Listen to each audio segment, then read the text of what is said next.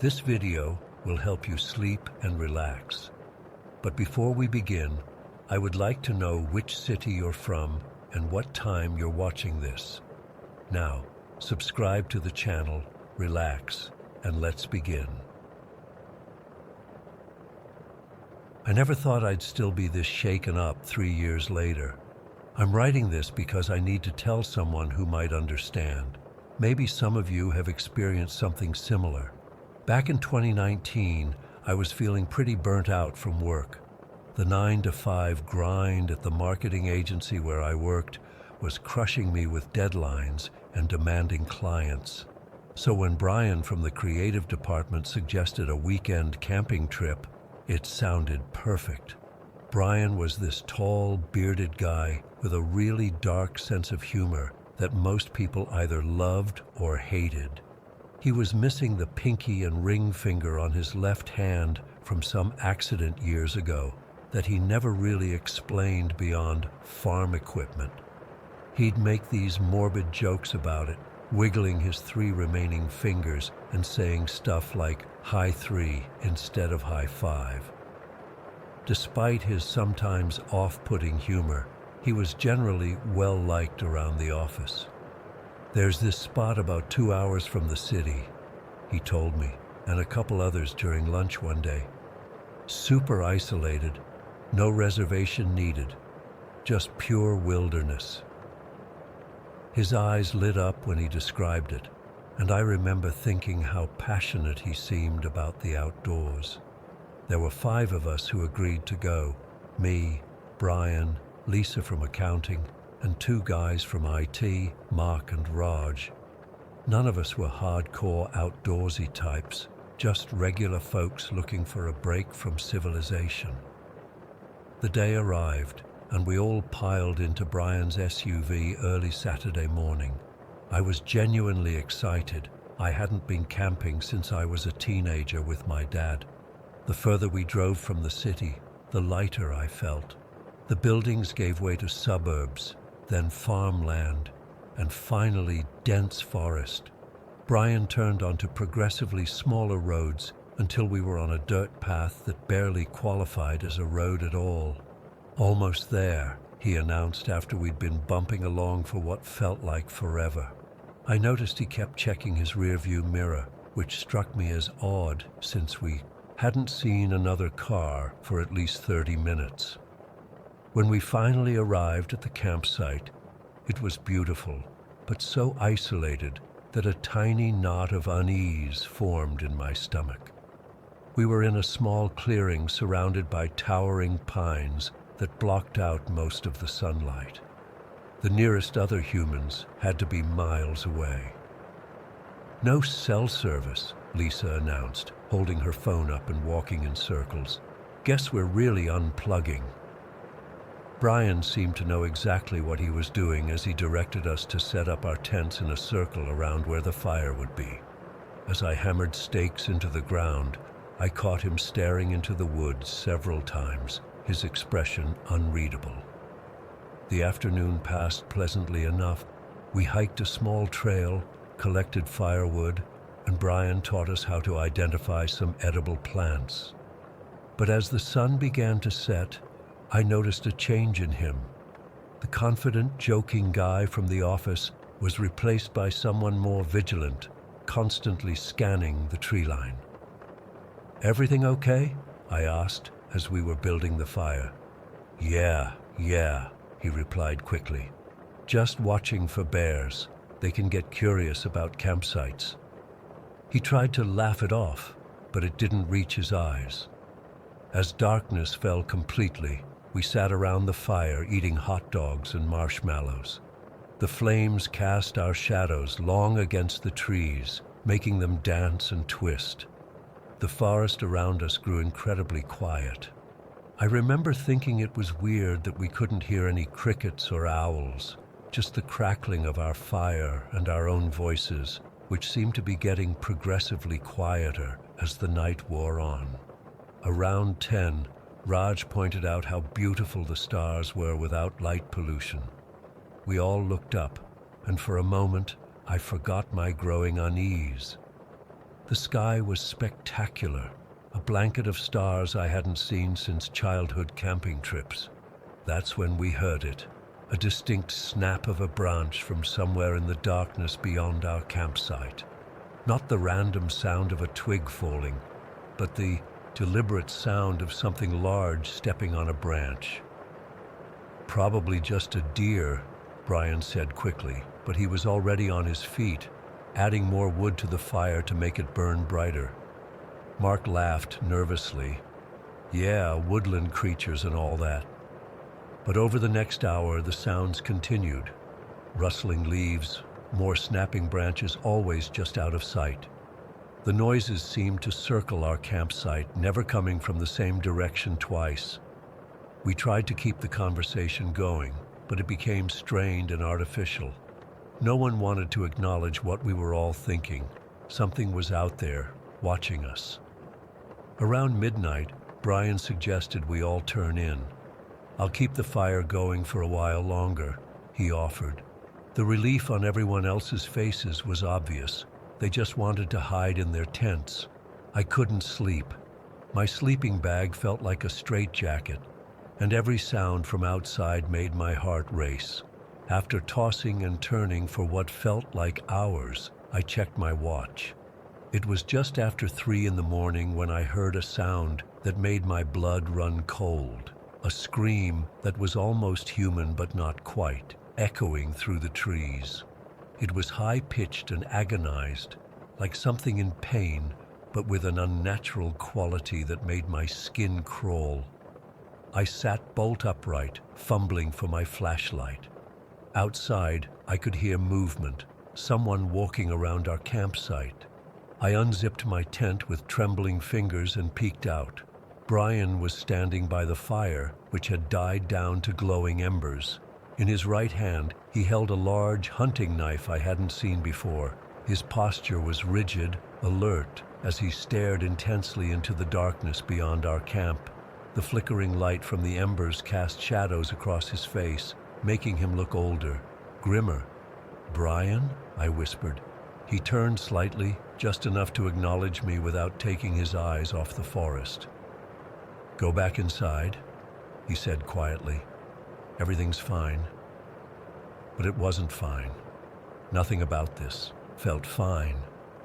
As I watched, another branch snapped, loud and close, and Brian's head whipped toward the sound. His knuckles were white around the handle of the knife. "What's out there?" I asked, my voice barely audible. "Nothing that will bother us if we stay by the fire," he replied cryptically. That's when the others started emerging from their tents, awakened by the scream or our whispers. One by one, they joined us by the fire, which Brian hurriedly built back up to a roaring blaze. "Did anyone else hear that? That sound?" Lisa asked, hugging herself. No one needed to ask what sound she meant. We all had. For the next 3 hours, we sat huddled by the fire, jumping at every noise from the forest. And there were many, rustling, snapping, and once, a low growl that couldn't possibly have come from any animal I knew of. The sounds never came close enough for us to see what was making them, but they never went away either, as if whatever was out there was content to keep us trapped in our circle of firelight. Brian kept feeding the fire, making sure it never died down. His eyes never stopped scanning the darkness, and occasionally he would mutter something under his breath that I couldn't quite catch. Around 5:30, the sky began to lighten almost imperceptibly. As dawn approached, the sounds gradually stopped. By the time the sun rose fully, the forest had returned to normal. Birds were singing, squirrels chattering, as if nothing had happened. No one had slept. We sat in silence, exhausted and shaken, as daylight filled the clearing. Brian finally put down his knife and stretched his stiff limbs. "Let's pack up," he said simply. No one argued. As I was taking down my tent, I walked to the edge of our campsite to retrieve a stake that had pulled loose. That's when I saw them, footprints in the soft mud just beyond where our firelight would have reached. They were large, much larger than any of ours, and humanoid in shape, but somehow wrong. The proportions off, the impressions deeper than they should have been for their size, as if whatever made them was incredibly heavy. I called Brian over, my voice shaking. He looked at the prints for a long time, his face unreadable. "We should go," was all he said. We packed up in record time, barely speaking. The drive back was silent except for the occasional forced small talk. No one mentioned what happened. It was as if we had collectively decided that discussing it would make it more real. Back in the city, we went our separate ways with awkward goodbyes and promises to do this again sometime that we all knew were lies. At work on Monday, Brian acted completely normal, cracking jokes and complaining about clients like nothing had happened. But sometimes I'd catch him looking at me across the office, and in those moments, I could see that he remembered, and that he knew more than he was telling. I tried to ask him about it once a few weeks later. "That camping trip," I started. He cut me off immediately. "Great spot, wasn't it? We should go back sometime." His tone was casual, but his eyes held a warning. I never brought it up again. A month later, he transferred to another branch of the company in a different state. We didn't keep in touch. I've gone camping since then. I refuse to let one experience ruin something I'd always enjoyed. But I never go to isolated spots anymore, and I always make sure there are other campers nearby. Despite these precautions, I can't shake the feeling of being watched whenever I'm in the woods. Sometimes I'll turn quickly, certain I'll catch something staring at me from between the trees, but there's never anything there, at least nothing I can see. The thing that haunts me most isn't what I saw, but what I didn't see. Whatever was out there that night stayed just beyond the reach of our light, patient and deliberate. It was intelligent enough to know exactly how to terrify us, and for some reason, it chose not to do anything more than that. Or maybe it was waiting for something. Maybe Brian knew what. I still don't know what stalked us that night. I don't know why Brian seemed prepared for it, or why he never wanted to talk about it afterward. But I know that the wilderness isn't empty, and sometimes when you feel like you're being watched, you are. I know that sounds crazy. I've told myself 1,000 times that it was just an animal or even other campers playing a cruel joke. But deep down, I know better. And sometimes, when I'm falling asleep, I hear that scream again, almost human, but not quite. And I wonder what would have happened if Brian hadn't been standing guard with that knife. Story 2. I still can't believe what happened that night.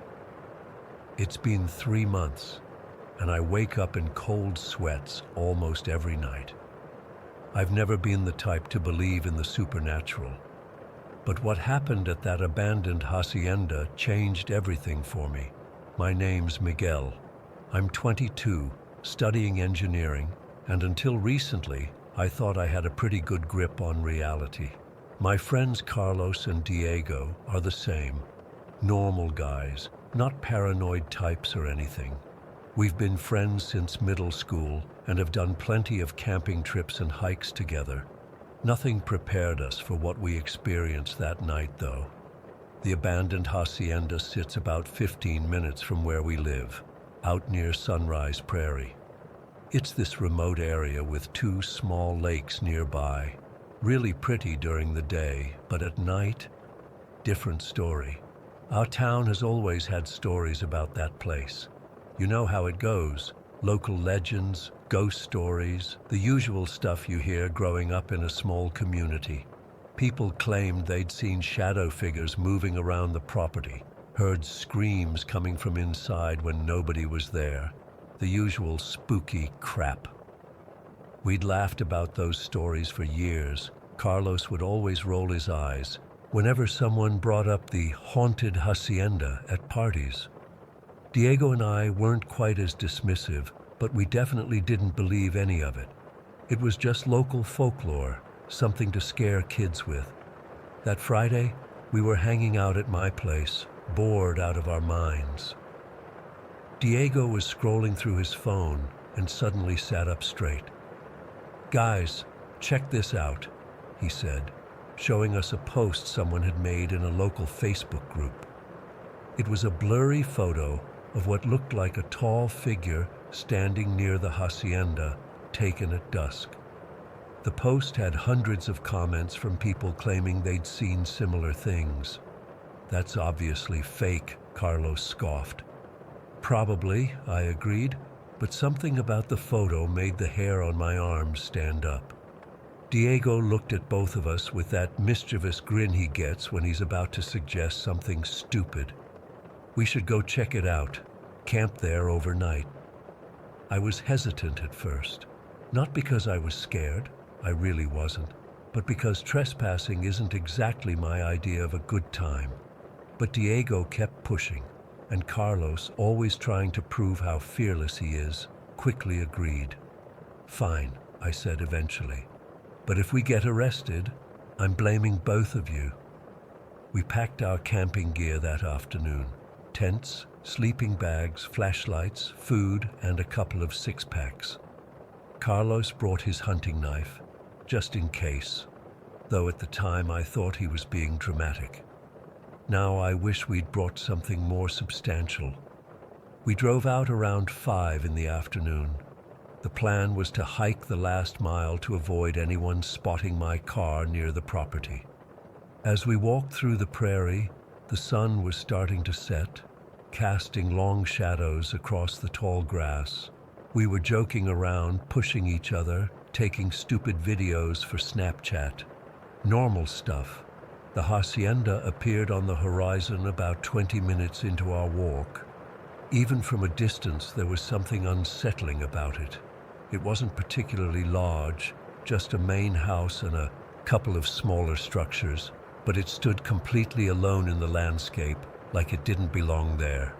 "Doesn't look so scary to me," Carlos said, but his voice had lost some of its usual confidence.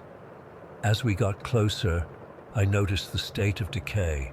The stucco walls were crumbling, windows smashed out, roof partially caved in. Graffiti covered most of the exterior, typical tags, but also pentagrams and other symbols that made me uneasy. The front door hung off its hinges, swinging slightly in the breeze. "People really did a number on this place," Diego muttered, stopping to take a photo. It was around 7 in the evening when we reached the hacienda.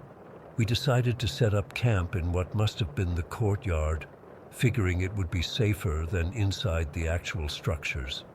While Diego and I set up the tents, Carlos wandered around inspecting the buildings. "Guys, come check this out," he called after a few minutes. We followed his voice to a small room at the back of the main house. The walls were covered in strange symbols, not just graffiti, but careful, deliberate drawings in what looked like red paint. I really hope it was paint. "This is some Blair Witch type shit," Diego said, trying to laugh it off, but none of us found it funny. We continued exploring until the sun went down completely. By then we'd set up camp, cracked open a few beers, and were sitting around a small fire we'd made in an old fire pit in the courtyard. The mood had shifted. We weren't joking as much, and every sound from the prairie around us made us look up sharply. "So what's the story with this place anyway?" Carlos asked, trying to sound casual as he poked at the fire with a stick. Diego shrugged. "Built in the late 1800s, abandoned in the 1970s. The family that owned it supposedly all died in weird circumstances." "Great," I muttered. It was around 10 at night when things started to get truly weird. We were sitting there, talking about nothing important. when Diego suddenly went silent, staring over my shoulder with wide eyes. "What?" I asked, turning to look. "I thought I saw something moving out there," he said quietly. We all peered into the darkness beyond the firelight.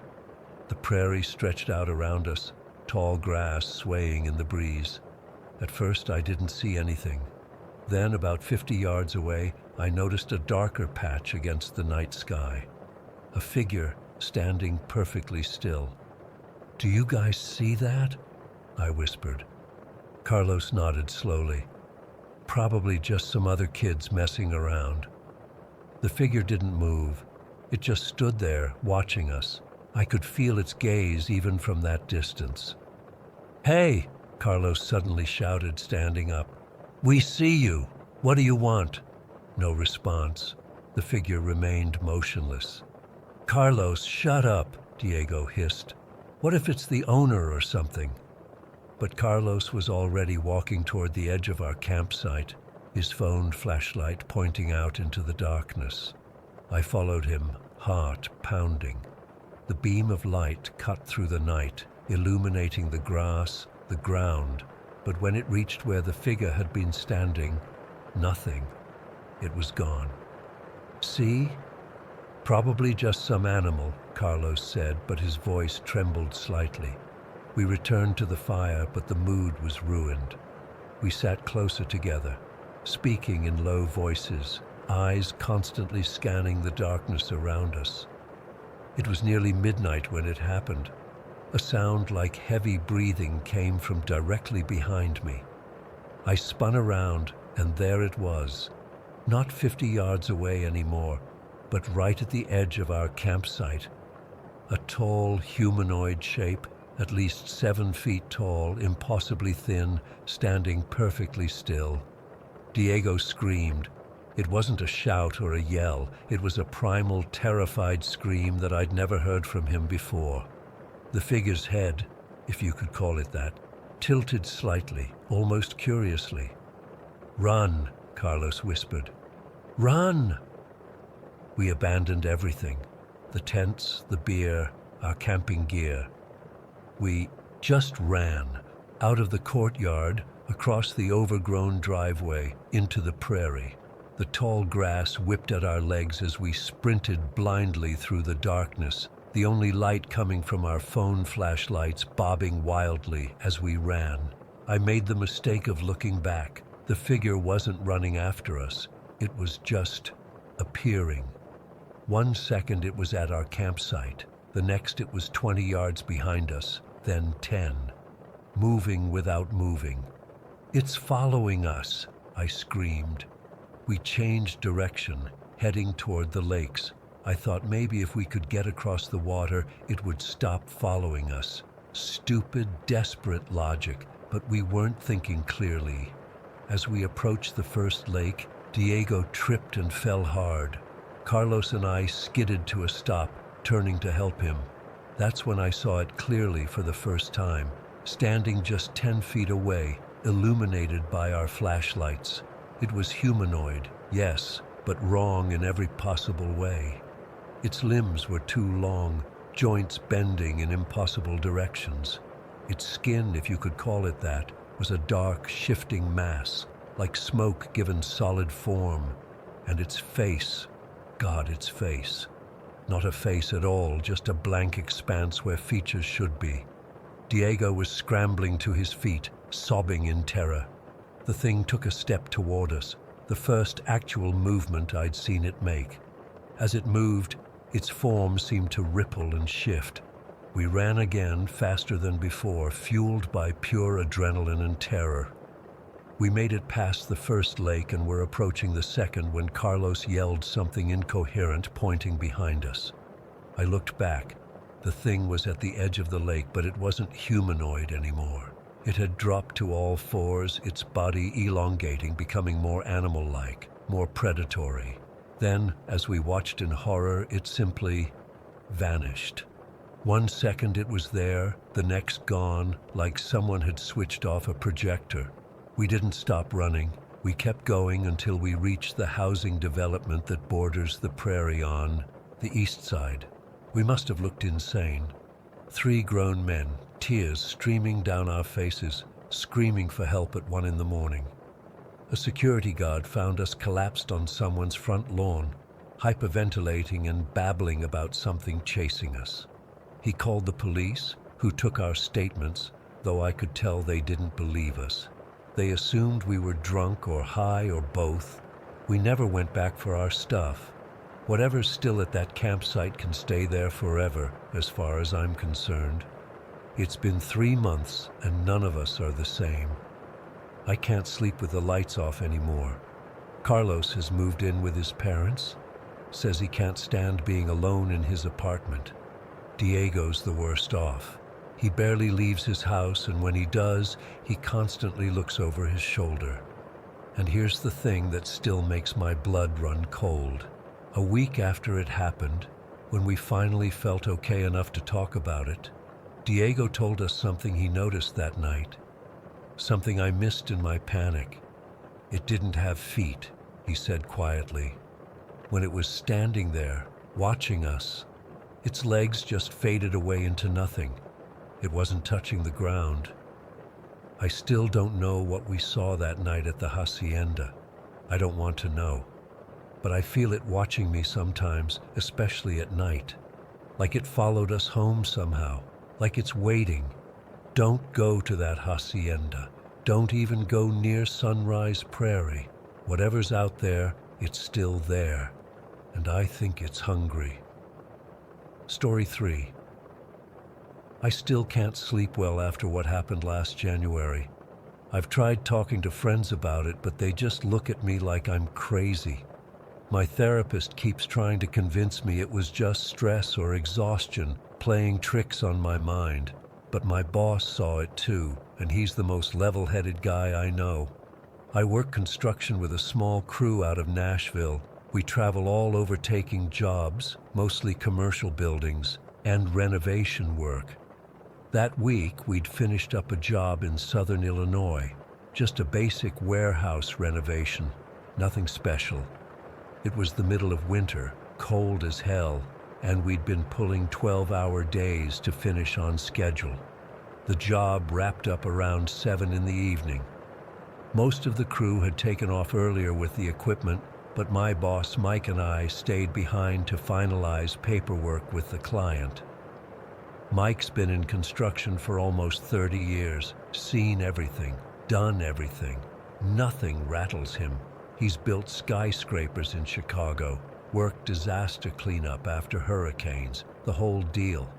It was already dark when we finally hit the road in Mike's F-250.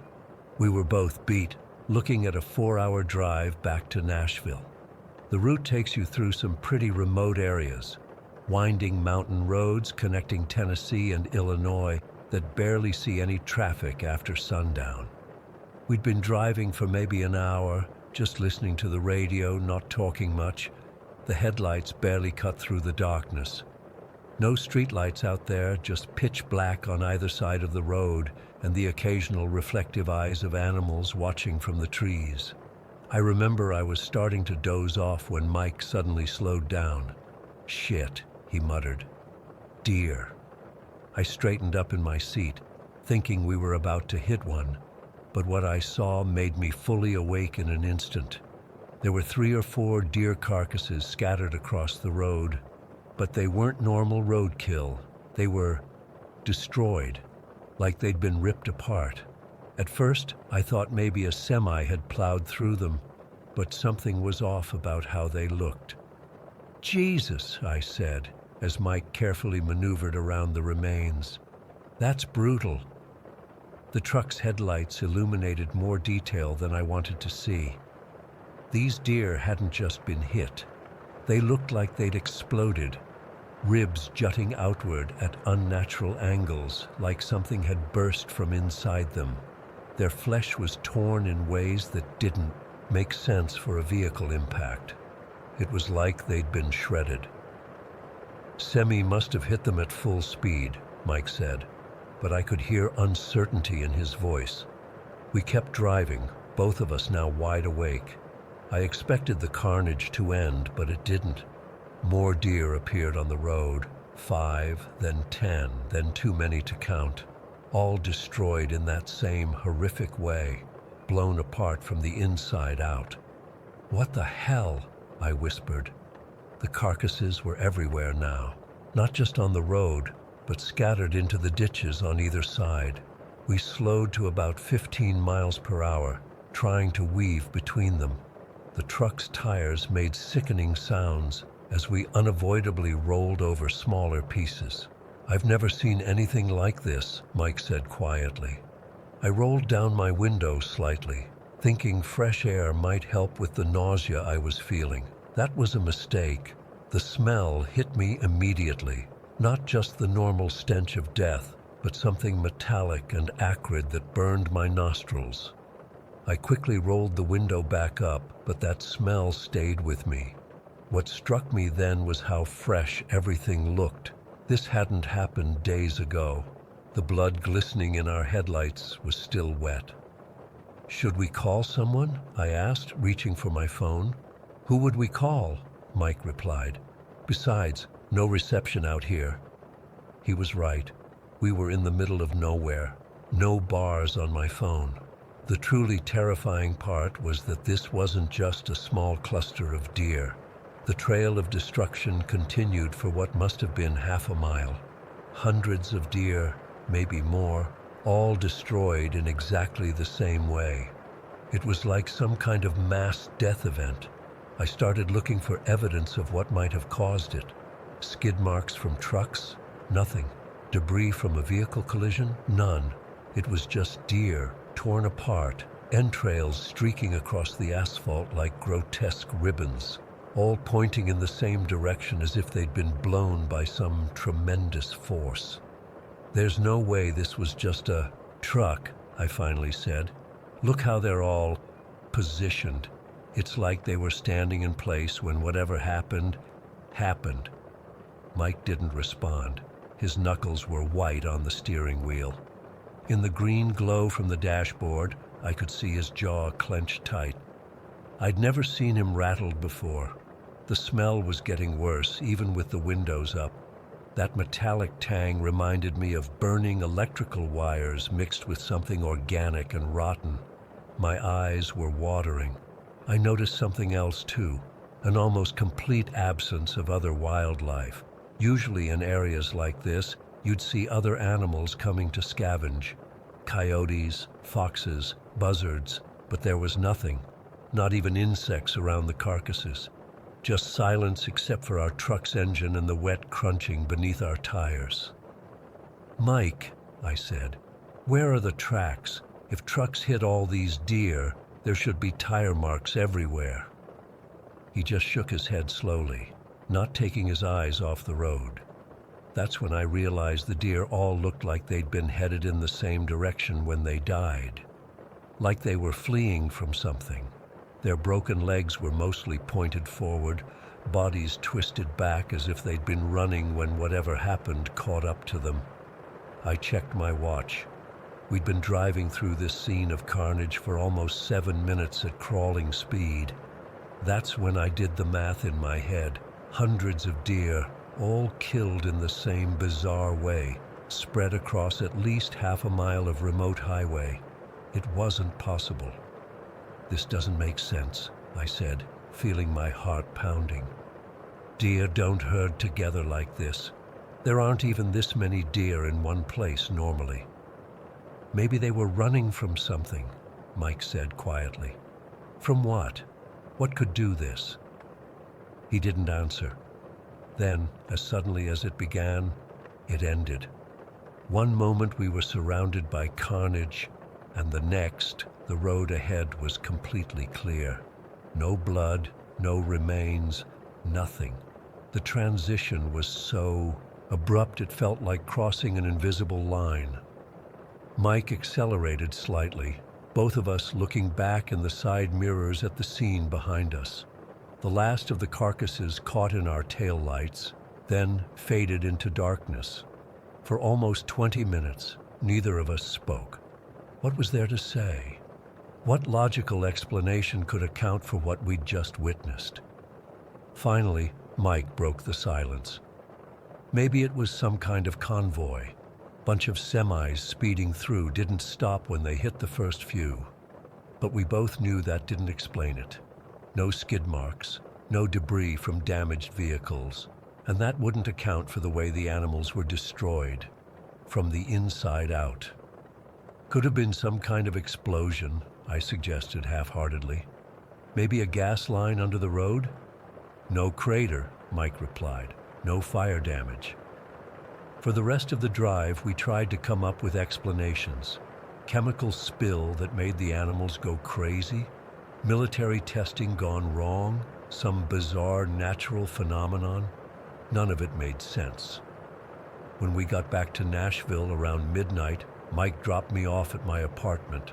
Before I got out of the truck, he looked at me seriously.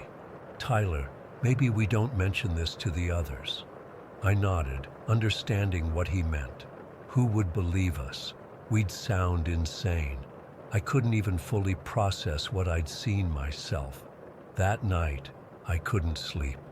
Every time I closed my eyes, I saw those deer, ribs jutting outward like they'd exploded from within, that unnatural positioning, that strange metallic smell. The next morning, I called the highway patrol for that area, just to see if anyone had reported anything unusual. The officer I spoke with said they'd had no reports of accidents or large numbers of dead animals on that stretch of road. When I tried to explain what we'd seen, he suggested maybe we'd been more tired than we realized. I even checked local news sites for the area, thinking surely someone else must have driven through it after us. Nothing. It's been 8 months now. Mike and I have never really discussed it since that night. Sometimes I catch him looking at me when we're on a job site, and I know he's thinking about it too. But what can we say? We have no explanation, no proof, nothing but our own memories of what we saw. The worst part is not knowing. What could possibly cause animals to die like that? And why just in that specific half-mile stretch of road? Where did they all come from, and why were there so many in one place? I drive a different route now when we have jobs up north, the long way around. I've tried to convince myself it was just exhaustion playing tricks on us, but I know what I saw. Those images are burned into my brain. Sometimes I still wake up in the middle of the night, that metallic smell in my nostrils, the sound of bones crunching under tires in my ears. And I wonder what was chasing those deer. What were they all running from? And is it still out there, somewhere in those dark mountains? Story 4. I never thought I'd be the one writing something like this. Even now, 3 months later, my palms get sweaty thinking about it. I'm typing this at home with all doors locked, and yet I still catch myself looking over my shoulder. I've been an avid hiker for almost 8 years now. Nothing crazy special about my background, just a regular 32-year-old guy who fell in love with the wilderness after a bad breakup sent me searching for something meaningful. The mountains became my therapy, and solo hiking turned into my escape from the constant noise of everyday life. This past June, I set out for what was supposed to be an 8-day trek through some pretty isolated parts of the Rockies.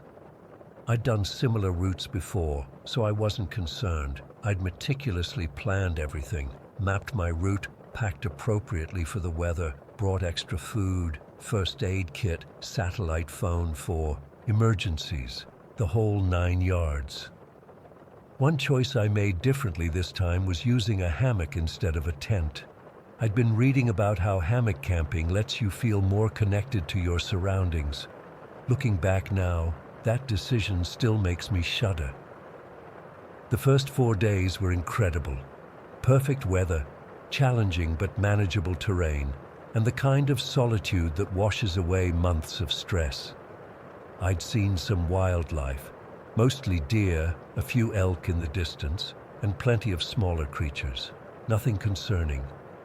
I'd done everything by the book, making noise while hiking, properly storing food away from my camp, being respectful of my surroundings. I felt completely in my element. By day 5, I'd reached a higher elevation section of the trail. The switchbacks that day were brutal, steeper than I expected, with patches of snow still lingering in the shadier spots despite the June heat. By late afternoon, I was exhausted but satisfied, having covered about 15 miles of difficult terrain. As the sun started to drop, I began looking for a suitable campsite. I found what seemed like the perfect spot near a dried creek bed. It was sheltered by a few large pines, with sturdy branches perfect for my hammock setup. The ground around it was relatively flat, with some soft, damp earth from recent rainfall. I remember feeling so pleased with myself for finding such an ideal location. God, I was so naive. My evening routine was the same as always. I set up my hammock about 5 feet off the ground between 2 sturdy trees. I cooked my dinner on my small camp stove about 100 feet from where I'd sleep. I cleaned everything thoroughly and hung my food bag even further away, using the proper bear bag method to keep it suspended well above the ground. I even rinsed my mouth after brushing my teeth and spat far from camp. I did everything right. Everything. After securing camp, I sat on a fallen log and watched the stars appear one by one. The night was clear and cool, maybe 45 degrees, perfect sleeping weather. I remember feeling so at peace, so connected to something larger than myself. I crawled into my hammock around 10, exhausted but content, and quickly fell into the deepest sleep. I woke at first light. The forest was quiet except for a few birds beginning their morning songs. I felt rested, ready for another challenging day. I climbed out of my hammock, stretched, and headed to where I'd hung my food bag to prepare breakfast. That's when I saw them. At first, I didn't understand what I was looking at. The soft, damp earth around my hammock was marked with distinct impressions. Large, round indentations, each about the size of a softball. The pattern was unmistakable once I processed what I was seeing. They were tracks, big cat tracks, mountain lion tracks. My blood turned to ice. The tracks formed 2 complete circles around my hammock, 2 perfect methodical circles. I'm not a wildlife expert, but I've done enough wilderness training to know mountain lion prints when I see them. These were textbook, large round pads with no visible claw marks. That last detail is what separates them from other large predators like bears or wolves. Cats keep their claws retracted when they walk. I stood there frozen, trying to process what I was seeing. A mountain lion, likely weighing over 150 pounds and capable of killing a deer in seconds, had circled my sleeping body. Twice. While I slept completely unaware, suspended just a few feet off the ground, with nothing but thin nylon between us. I don't know how long I stood there. Minutes, probably, though it felt like hours. My mind kept replaying what must have happened during the night. This powerful predator silently approaching my hammock in the darkness, deliberately, purposefully circling me, assessing me. The prints were perfect. No scrambling, no signs of hesitation, just a calm, calculated examination. I've never packed up camp so quickly in my life. My hands were shaking so badly I could barely untie the knots on my hammock. I kept scanning the tree line, convinced I was being watched. The forest that had seemed so peaceful just minutes earlier now felt threatening, alive with hidden dangers. Every rustle in the undergrowth made me flinch. Every shadow held potential death. I didn't eat breakfast. Couldn't have stomached it anyway. I just shoved everything haphazardly into my pack, grabbed my bear spray from where I'd kept it beside my hammock. Fat lot of good it had done me while I slept, and hit the trail. I tried calling someone on my satellite phone, but my hands were shaking too badly to dial properly, and honestly, what would I say? I'm freaking out because a mountain lion could have eaten me but decided not to. The next several hours were a blur of paranoia. I abandoned my planned route and headed for the nearest point where trails connected. I needed to see people. I needed to not be alone. My pace was frantic, reckless even. I kept my bear spray in my hand, thumb poised over the trigger. Every 20 steps I'd stop and scan behind me, convinced I was being followed. By mid-afternoon, I'd covered what should have been a full day's distance. My legs were cramping, my lungs burning, but the fear kept me moving. I hadn't eaten, had barely drunk any water. I just needed to get somewhere else, anywhere else. As daylight began to fade, panic set in. I wouldn't spend another night in the deep wilderness, not alone, not after what I'd discovered. But I was still several miles from any trailhead or campground. I had no choice but to make camp again. This time, I chose completely different terrain.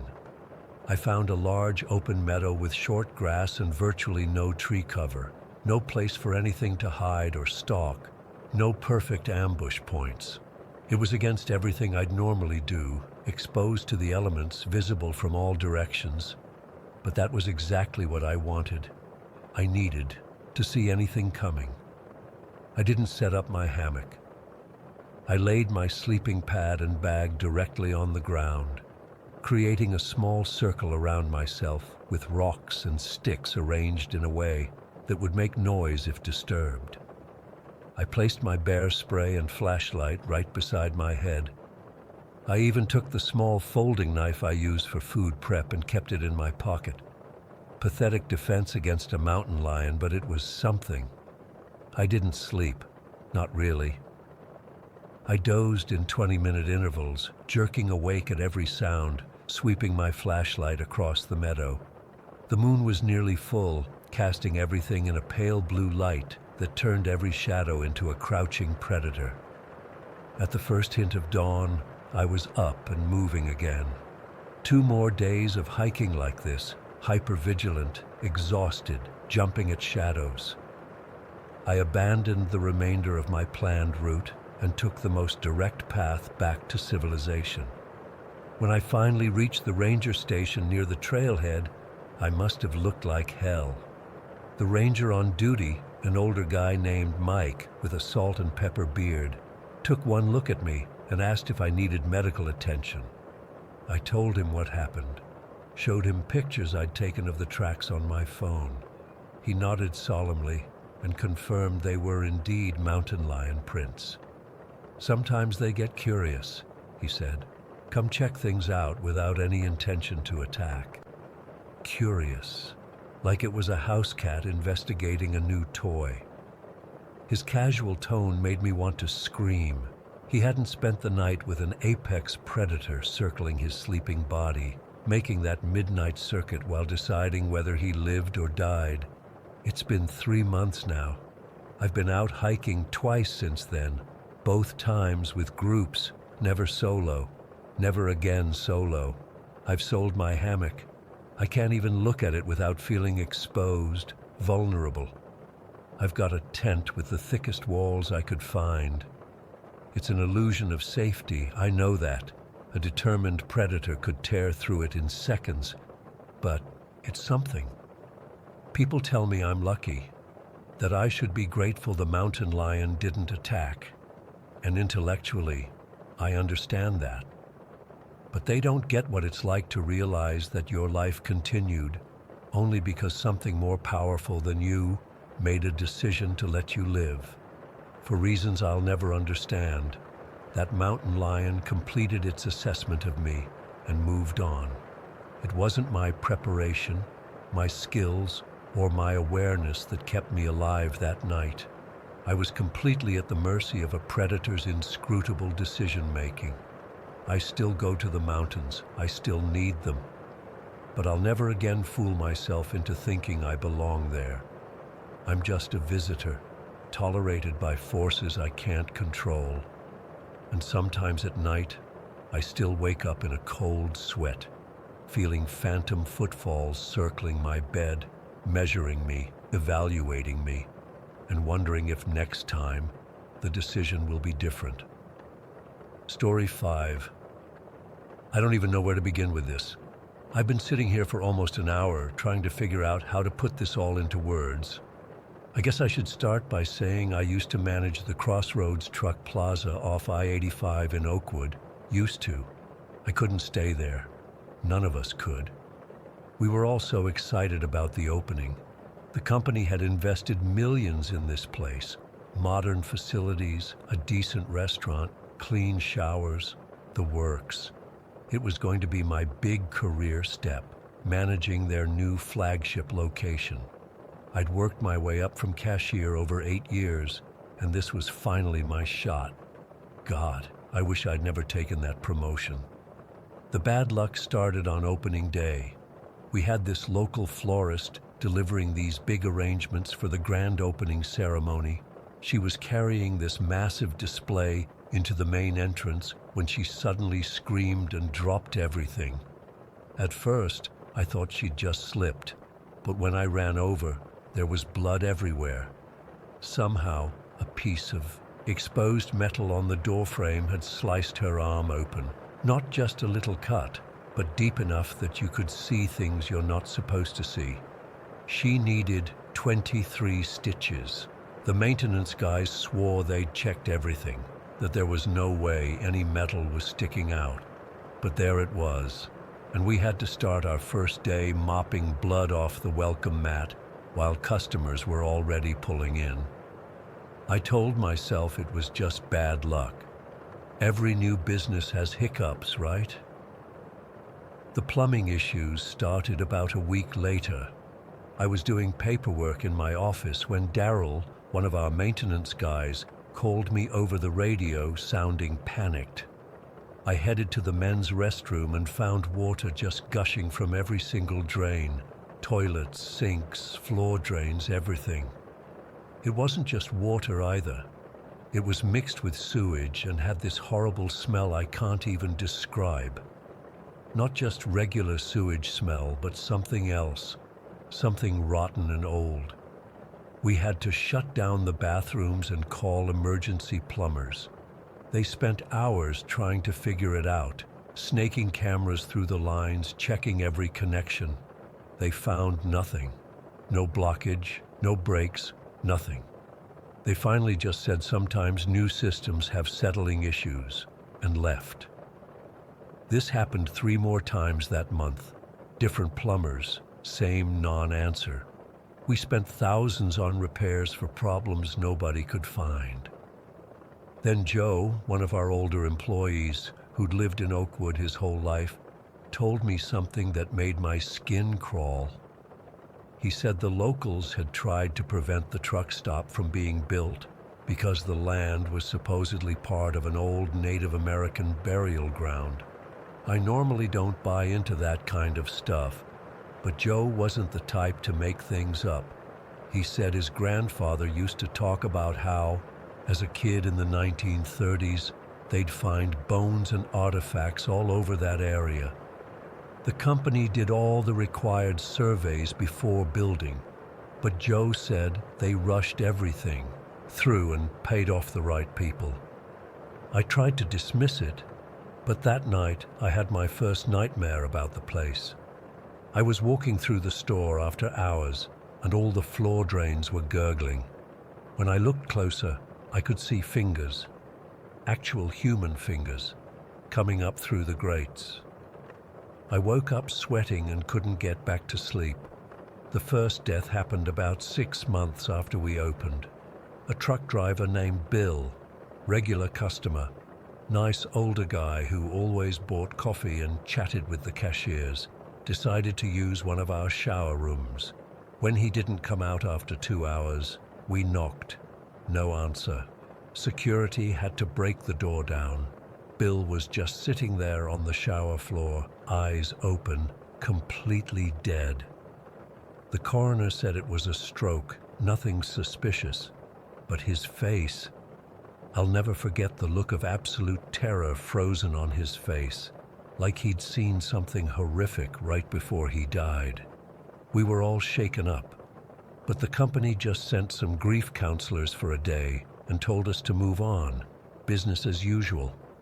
About 3 weeks later, our overnight security guy, Marcus, showed me something bizarre on the cameras. Around 3 a.m, this skinny guy in a hoodie had walked across our lot carrying a duffel bag. Nothing too weird there, except he went straight to our maintenance shed, climbed up on the roof, and left the bag there. Then he just walked away.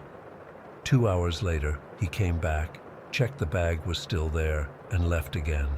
We called the police, who came and retrieved the bag. Inside were hundreds of pages of documents, not random papers, meticulously organized lists of addresses from all over the country. Each address had detailed notes about body disposal locations, specific descriptions of places where you could supposedly hide human remains without them being found, behind a specific drywall section in a basement, under a particular flagstone in a garden, inside a sealed wall cavity. It was incredibly detailed, like someone had spent years compiling this information. The police chief acted concerned at first, but when I called to follow up a few days later, he dismissed the whole thing as an elaborate prank, said they'd looked into some of the addresses and found nothing, told me not to worry about it. But I could tell something was off about his reaction, like he was hiding something. The very next day, they found a body at the county dump across the street. A nude woman, hands and feet bound with wire, stuffed in a contractor trash bag. The news didn't connect it to our truck stop, but everyone who worked there knew. It was too much of a coincidence. Things just kept getting worse.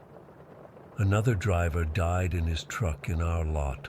Official cause was carbon monoxide poisoning, but his truck wasn't even running when they found him.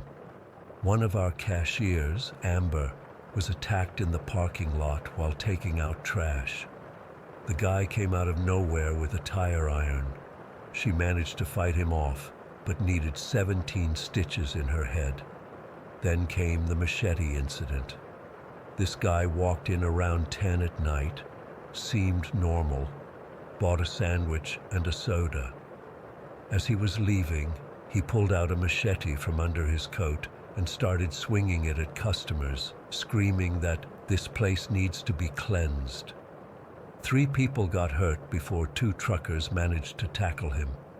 When the cops took him away, he kept screaming that he could feel the wrongness of the place, that it was making him do things. The infrastructure around us started failing too. The exit ramp from the interstate developed this massive crack that kept growing no matter how many times they repaired it. Power outages happened constantly, but only at our location, nowhere else nearby. 3 delivery drivers refused to come to our store anymore, saying their GPS would go haywire as soon as they got close, or their trucks would suddenly develop mechanical problems. The final straw for me was what happened in my office. I was working late, going over some inventory reports. It was storming outside, really coming down. At some point, I noticed water dripping from the ceiling. Not unusual in a new building during a heavy storm, but when I looked up, the water wasn't coming from a leak in the roof. It was seeping through solid concrete, and it wasn't clear. It was rusty red and thick. I touched it, and it was warm. I don't need to tell you what it looked like, what it was. I ran out of there and never went back to that office. Filed for a transfer the next day. Within 3 months of that incident, every single one of the original 60 employees had quit or transferred. Every single one. The company brought in an entirely new staff, people from out of town who didn't know the history. Last I heard, they've gone through 3 complete staff turnovers in 18 months. The place is still open, still making money, but nobody stays. I transferred to a location 3 hours away. I still have nightmares. Sometimes I'll be pumping gas somewhere and get a whiff of that same indescribable smell from the drains. Or I'll see someone who looks like the guy who left the duffel bag. The weirdest part? The company acts like nothing ever happened. When I try to talk to my district manager about it, he changes the subject. HR sent an email warning former employees against spreading rumors. But we all know. Something is wrong with that land. Whether it's because we disturbed something that should have been left alone, or because something evil was already there, I don't know. All I know is that truck stop is built on something that doesn't want it there, and sooner or later, it's going to get its way. Story 6. I still get goosebumps thinking about what happened that summer in '89. We'd moved to Dayton, Kentucky about 8 months earlier. Me, my wife Linda, and our 2 kids. It was a nice little single-family place, not too fancy, but comfortable enough. The neighborhood was quiet, houses packed close together like most river towns along the Ohio. Our place had this empty wall in the living room that was just begging for a bookcase. I've always been handy with tools, worked construction before my factory job, so I spent a weekend building this floor-to-ceiling bookcase. Oak veneer, nothing fancy, but it looked pretty good when I finished. Only problem was, we didn't have nearly enough books to fill it. We had maybe 24 paperbacks between us, and they looked pathetic sitting there with all that empty space. Linda mentioned it to her boss, Jim, at the insurance office where she worked. He owned a bunch of rental properties around town, including this old Victorian across the street from us. He told her he had boxes of old books in the basement from previous tenants who'd abandoned them years ago. Said we could have them if we wanted. He was just going to throw them out anyway. That Saturday morning, I walked across the street to check them out. The house was between renters, and Jim had given me the key. The place had that musty, unlived-in smell. The basement stairs creaked under my weight, and the light down there was this single bulb hanging from a cord. In the corner were 4 cardboard boxes, stacked and covered in dust. When I opened them, I couldn't believe my luck. These weren't paperback romance novels or old National Geographics. These were beautiful old hardcovers, many with leather bindings. They looked antique, the kind of books that make a bookshelf look distinguished. I didn't pay much attention to the titles at the time. I was just excited about how they'd look on our shelves. I carried the boxes home one by one. Linda helped me arrange them on the shelves, and damn if they didn't look perfect. Like they belonged there. Some had these intricate gold designs on the spines. Others had faded titles in languages I didn't recognize. But they filled up our bookcase and gave our modest living room this classy, educated look we were going for. That night, I had to work 3rd shift at the factory. I usually tried to catch a couple hours of sleep before heading in, but I was too keyed up. So around 9, I grabbed one of the books from the shelf to read until it was time to leave. It was bound in this dark, reddish-brown leather that felt oddly soft to the touch. The title was pressed into the cover, The Secrets of Solomon.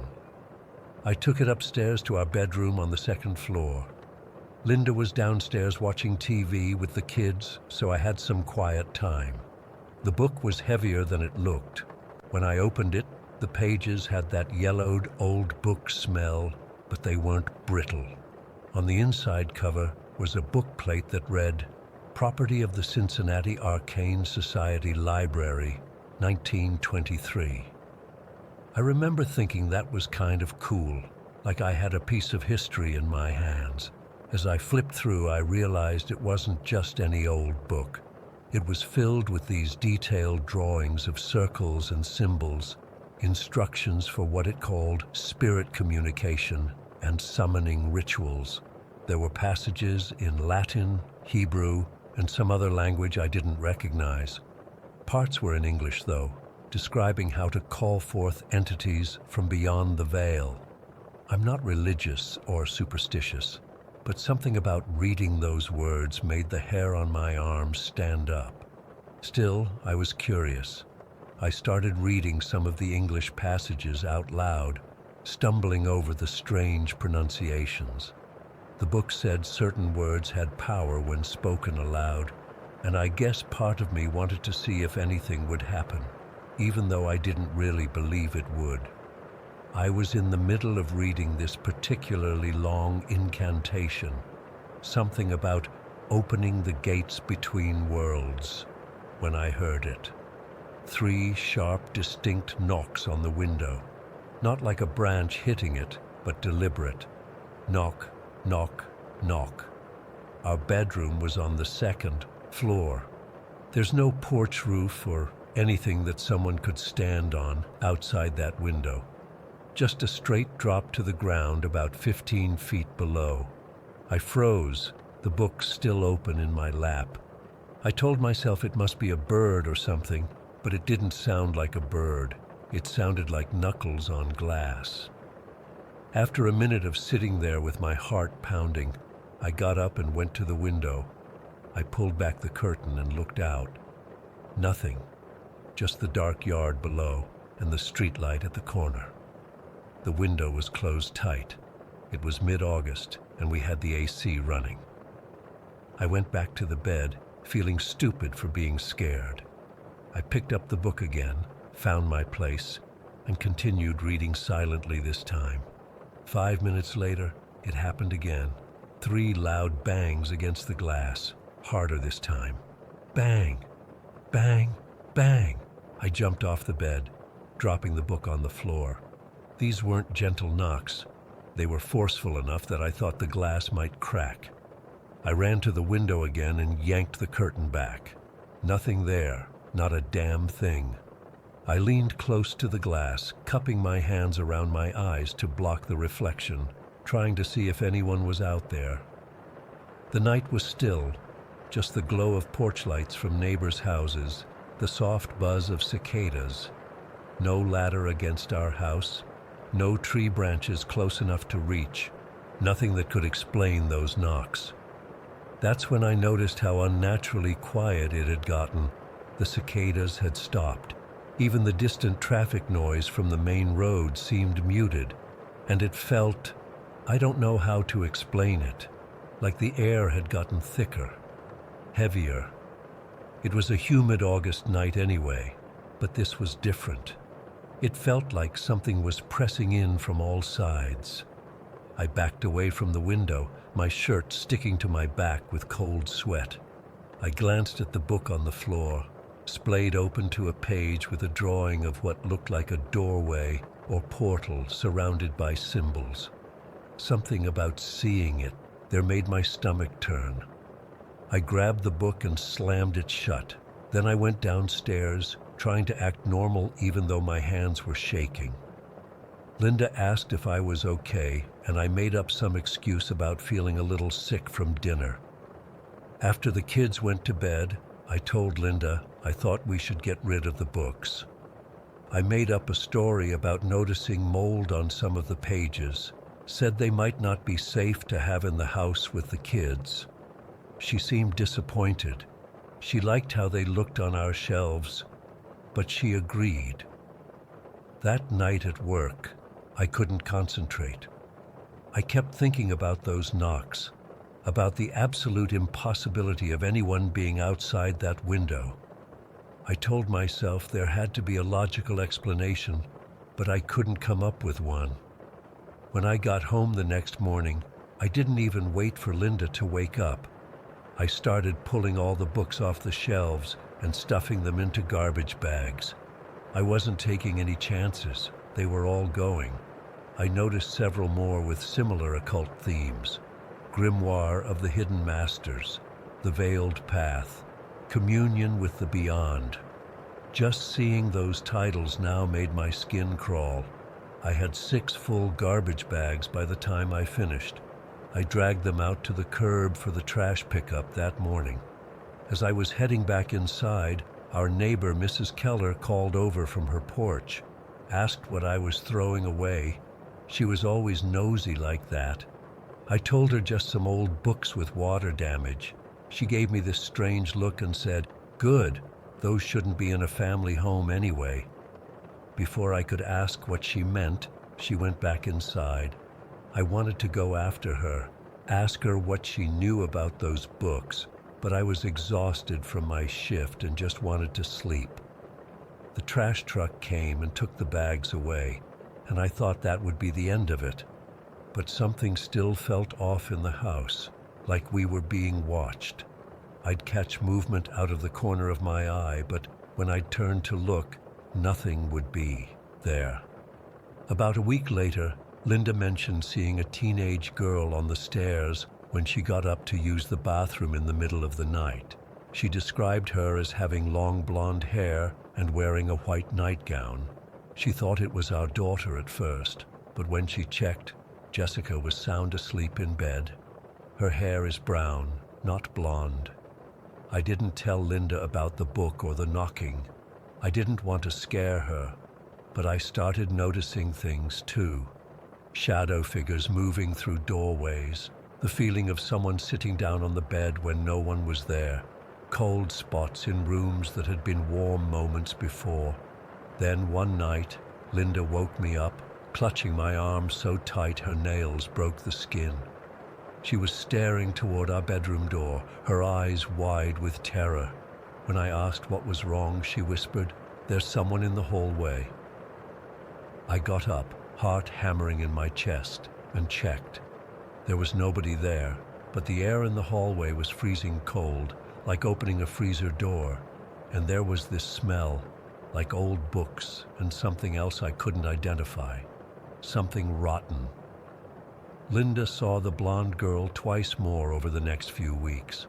Once standing at the foot of our bed, just watching us sleep until Linda woke up and screamed. The second time was in the bathroom mirror. Linda saw her reflection. Then the girl's face appeared behind her. When Linda turned around, no one was there. Our kids started having nightmares. Jessica, who was 10, said she kept dreaming about a girl who wanted to take her away. Our son Mark, only 6 at the time, refused to sleep in his room, saying the shadow people would stand in his closet and watch him. We might have moved right then, but the factory had announced layoffs and money was tight. We were stuck there. About a month after I'd brought those damn books home, I ran into Jim, Linda's boss, at the grocery store. I casually asked him about the previous owners of the house across the street where the books had come from. He got this uncomfortable look on his face and said the last long-term resident had been an older man, a retired Air Force guy who lived alone. Jim had found him dead in the basement back in '78 when he'd stopped by to collect overdue rent.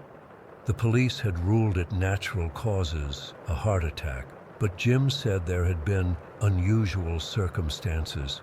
When I pressed him, he admitted the basement had been set up with what looked like an altar of some kind, with candles and symbols drawn on the floor. The man had been found lying in the center of it. Jim had kept the house as a rental but had trouble keeping tenants. They'd complain about strange noises, feelings of being watched, items moving on their own. Most wouldn't last more than a few months. That night, I told Linda everything about the book, the knocking at the window, what Jim had told me. She was angry I'd kept it from her, but mostly she was scared. We agreed to contact a local church to see if someone could bless the house. The pastor from First Baptist came by the next day. Nice guy, but I could tell he thought we were overreacting. Still, he walked through each room, praying and sprinkling holy water. He seemed particularly uncomfortable in our bedroom and in Mark's room, though he didn't say why. Things quieted down for a while after that. We convinced ourselves it was over, whatever it had been. But then, about 6 months later, there was a big story in the local paper. During renovations on the house across the street, workers had found human remains buried in the concrete floor of the basement.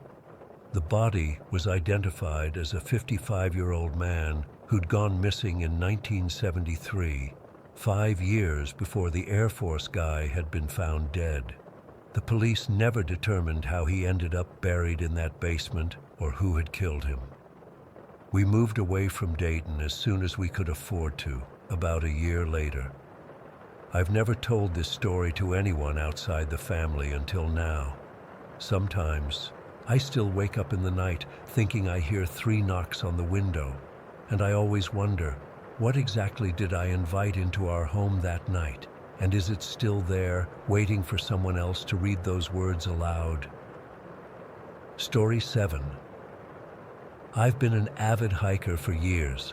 Started back when I was a teenager, and I've done dozens of trails across the country, mostly on my own. There's something about being alone in nature that recharges me in a way nothing else can. At least, that's what I used to think before last month. I had a week off work and decided to tackle part of the Appalachian system I hadn't explored before. This particular area wasn't on any official maps. A local at a gas station mentioned it when I stopped for supplies. He called it Miner's Gully, said it had some incredible views if you weren't afraid to go off the beaten path. It wasn't maintained by the Park Service, but he assured me plenty of locals hiked there. Looking back, I should have noticed how his eyes never quite met mine when he described it. Should have picked up on the slight tension in his voice. But I was eager for new terrain, somewhere other hikers wouldn't be clogging the trails with their selfie sticks and Bluetooth speakers. The trailhead was exactly where he'd described, an unmarked dirt path veering off from the main road about 3 miles past the state park entrance. I parked my car in a small clearing, double-checked my pack, and set off around 11 in the morning. The weather was perfect, mid-60s, partly cloudy, with a light breeze, prime hiking conditions. The first few hours were incredible. The trail wound through dense forest, occasionally opening to reveal breathtaking views of the valley below. I took my time, stopping to photograph interesting fungi and plants. I even spotted a red fox darting through the underbrush around 2 in the afternoon. Everything felt so alive. But around 3:30, the trail began to change. I can't explain exactly how, but the forest just felt different. The trees started growing at strange angles, not just bent by wind or reaching for sunlight like you'd normally see. These were twisted in unnatural ways, almost like they were contorted in pain. Some bent sideways at perfect 90-degree angles before continuing upward. Others spiraled around themselves like corkscrews. I've been in a lot of forests, and I've never seen vegetation grow like that. It wasn't just 1 or 2 trees either. The further I hiked, the more prevalent these twisted specimens became. At one point, I paused to examine one up close. The bark was rough and normal-looking, but the trunk itself bent in 3 different directions before reaching its branches. It wasn't rotting or damaged, just wrong. By 5 in the evening, I started getting concerned about daylight. The canopy had thickened considerably, making the forest floor much darker than it should have been for that time of day.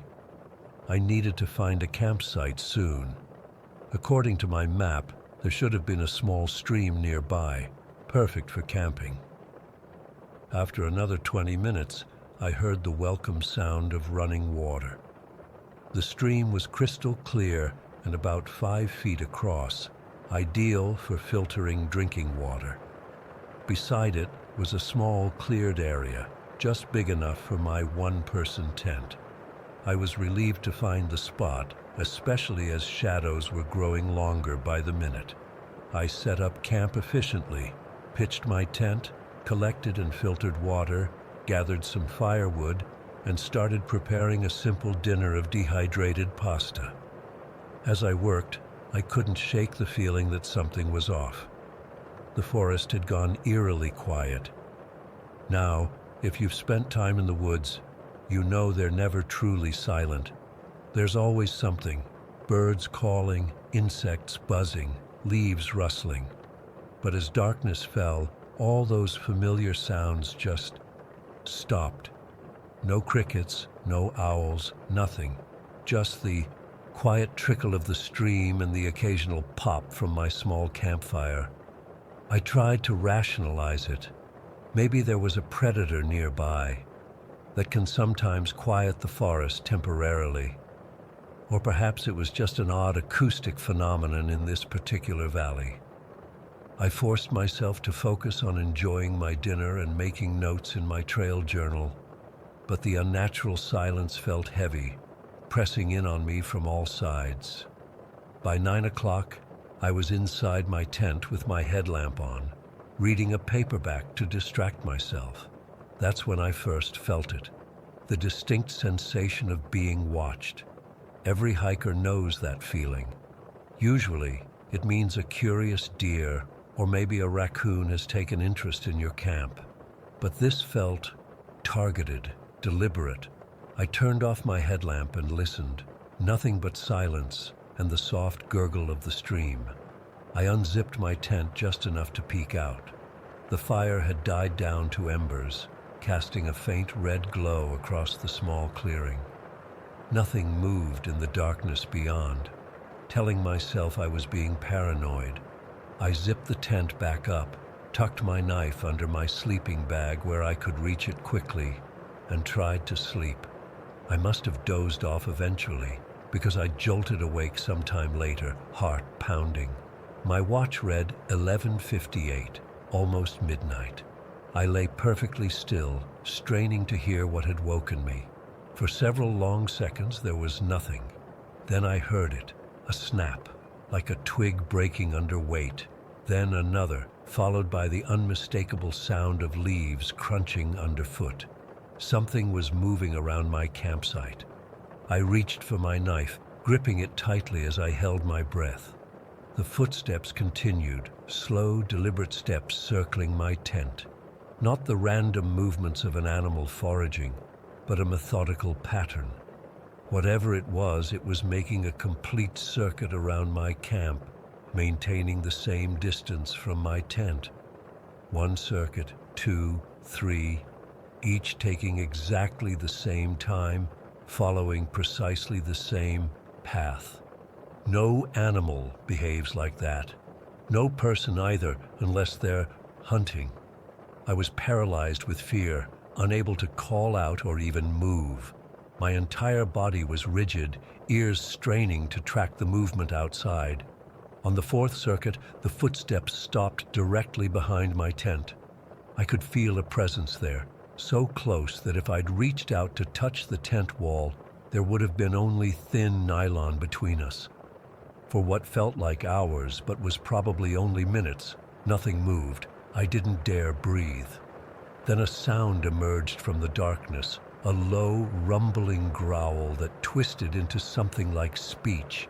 It wasn't any language I recognized, not English, not Spanish, not anything human. It was guttural and raw, like someone trying to form words with a throat not designed for human speech. The voice continued, whispering growls that made every hair on my body stand on end. The sound wasn't consistent. It fluctuated between something almost human and something decidedly not. Sometimes it seemed to be speaking to me. Other times it sounded like it was speaking to itself, debating something in that terrible not language. I'm not religious, but I found myself silently reciting fragments of prayers I'd learned as a child.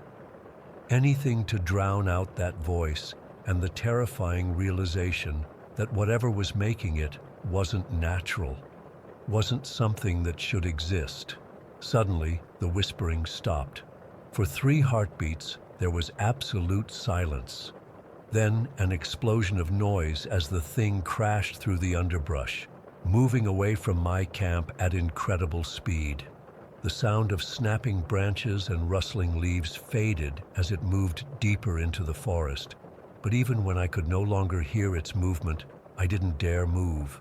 I lay there rigid, knife clutched in my sweating hand, until the first hints of dawn lightened the sky enough for me to see the tent walls. Only then did I allow myself to breathe normally, though my heart still raced. As soon as there was enough light to see, I packed up my gear faster than I ever have before. I didn't bother with breakfast or even properly breaking down camp. I stuffed everything haphazardly into my pack, leaving nothing behind. The morning forest looked innocent enough, twisted trees aside, but I couldn't shake the oppressive feeling of malevolence that hung in the air. What had seemed like a peaceful wilderness just yesterday now felt threatening, hostile. I took off down the trail at a near run, heading back the way I'd come. I don't know if I was being followed. I didn't look back. I just kept moving as fast as I could without risking a fall. The 3-hour hike in somehow became a 90-minute sprint out. When I finally broke through the tree line and saw the dirt road where I'd parked, I nearly cried with relief. My car was still there, untouched. I threw my pack in the back seat and was about to get in when something made me turn around.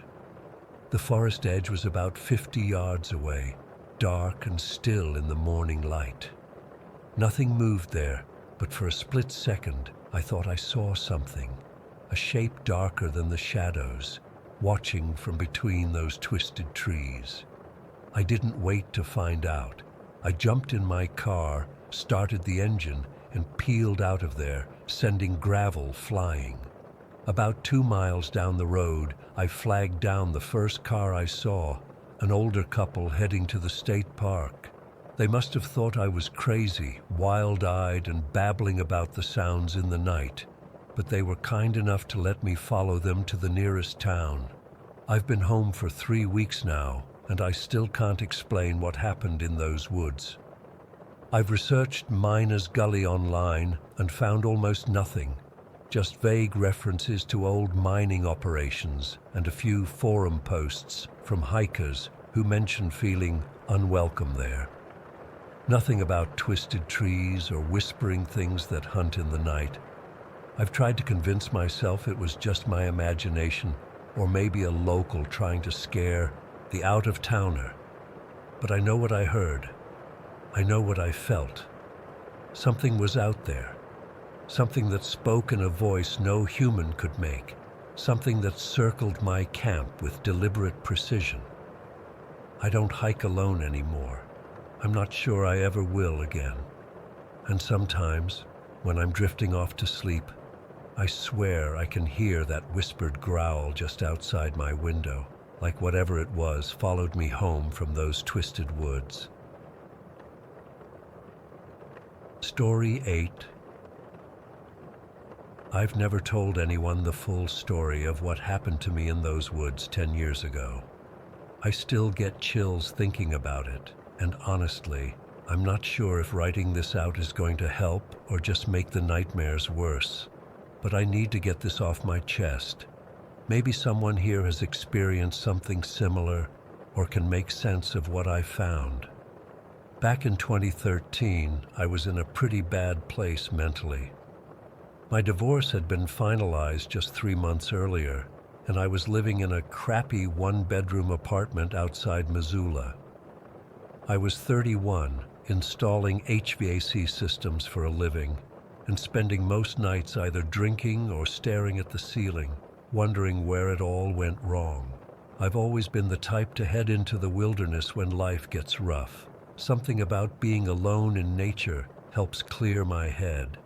So when I found this old hiking guide at a thrift store with some hand-marked trails way up north near the Canadian border, it seemed like exactly what I needed: complete isolation. One trail in particular caught my eye.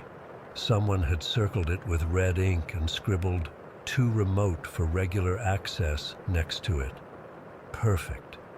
I packed up my truck with camping gear, my .357 revolver, standard protection from bears and mountain lions, enough food for a week, and took off early one Friday morning in October. The drive was longer than expected, almost 7 hours of increasingly remote roads. The last hour was just gravel and dirt paths that my truck struggled with. I honestly thought I'd taken a wrong turn several times, but eventually I found the trailhead marker mentioned in the guide, barely visible and half-rotted. I hiked about 3 miles in before finding a small clearing near what looked like an abandoned logging shack. The structure was falling apart, roof partially caved in, door hanging off its hinges, but it made for a good landmark. I set up my tent about 50 yards away, near a cluster of pine trees that would block the wind. That first night was exactly what I needed. Dead quiet except for the occasional rustling of leaves. No cell service, no people, no reminders of my failed marriage or dead-end job. Just me, the forest, and a sky absolutely packed with stars. I slept better than I had in months. The next morning, I left most of my gear at camp and went exploring, taking only water, some protein bars, my compass, and my revolver. I followed a small stream for a couple miles, marked my path with bright orange surveyor's tape — I'm not an idiot in the woods — and made it back to camp around 3 in the afternoon. That's when I noticed something was off. There were footprints circling my tent, human footprints, barefoot human footprints. It was October in northern Montana, cold enough that I was wearing thermal underwear under my jeans and 2 pairs of socks in my hiking boots. But these were clearly bare human feet, toes, arches, heels, the whole deal. They formed a perfect circle around my entire campsite, maybe 15 feet in diameter, with my tent at the center. I counted at least 3 complete circuits. Nothing in my camp had been touched or moved. My tent was untouched. My cooler was exactly where I'd left it. Even the stick I'd been using to poke at the fire was in the same spot. I'm not ashamed to admit I freaked out a little.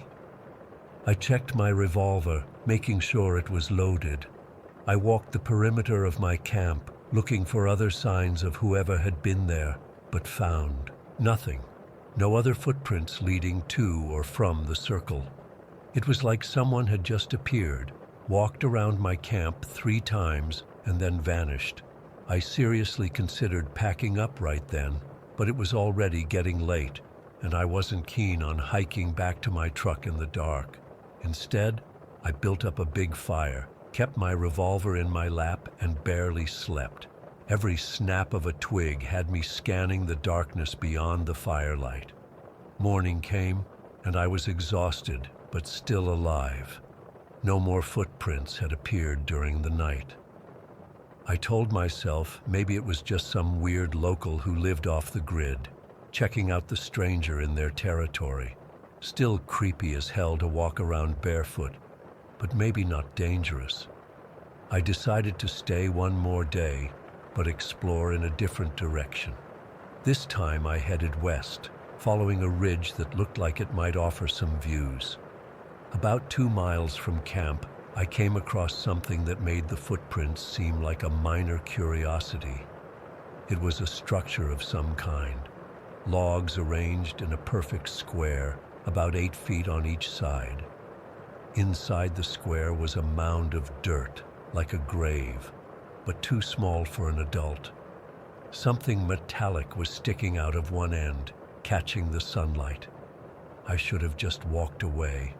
Everything in my gut was screaming to leave it alone.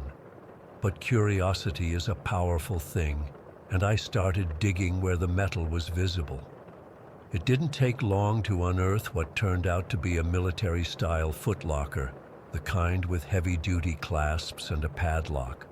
The lock was already broken, hanging uselessly from one side. I hesitated before opening it, but by then I was committed. Inside was a shotgun, not a standard hunting shotgun, but something custom-built. It had a short barrel, maybe 14 inches, which I'm pretty sure is illegal without special permits. The stock had been modified too, cut down and reinforced with what looked like metal plates. The letters PDR were crudely etched into the receiver. There were 3 loaded magazines next to it, a pair of thick black gloves, and a waterproof journal. The journal was what really got to me. It contained entries spanning about 6 months, all in the same jagged handwriting. The early entries were somewhat coherent, details about tracking something through the woods, setting up observation points, documenting movements. But as the entries progressed, they became increasingly paranoid and disjointed. Day 47, saw fresh remains again, not animal. Pattern is accelerating.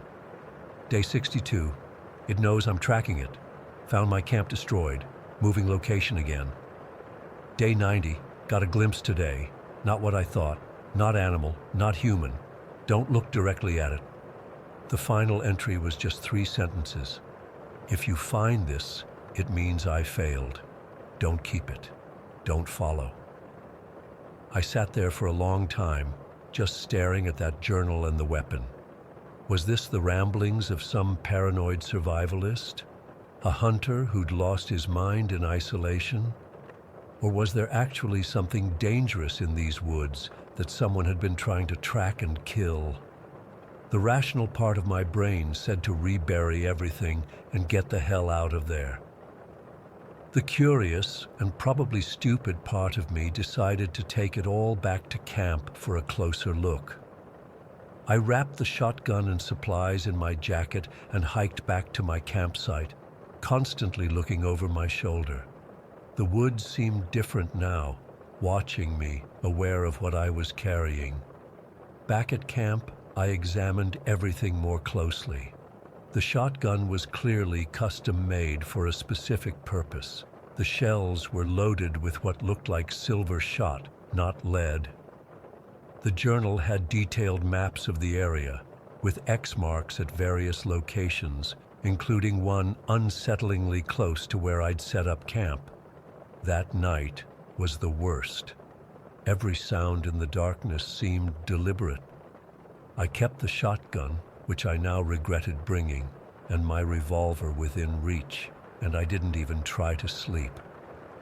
Around 2 in the morning, I heard what sounded like footsteps circling my camp just beyond the reach of my firelight. Slow, methodical steps. I called out, but there was no response, just the steady crunch of something walking around me.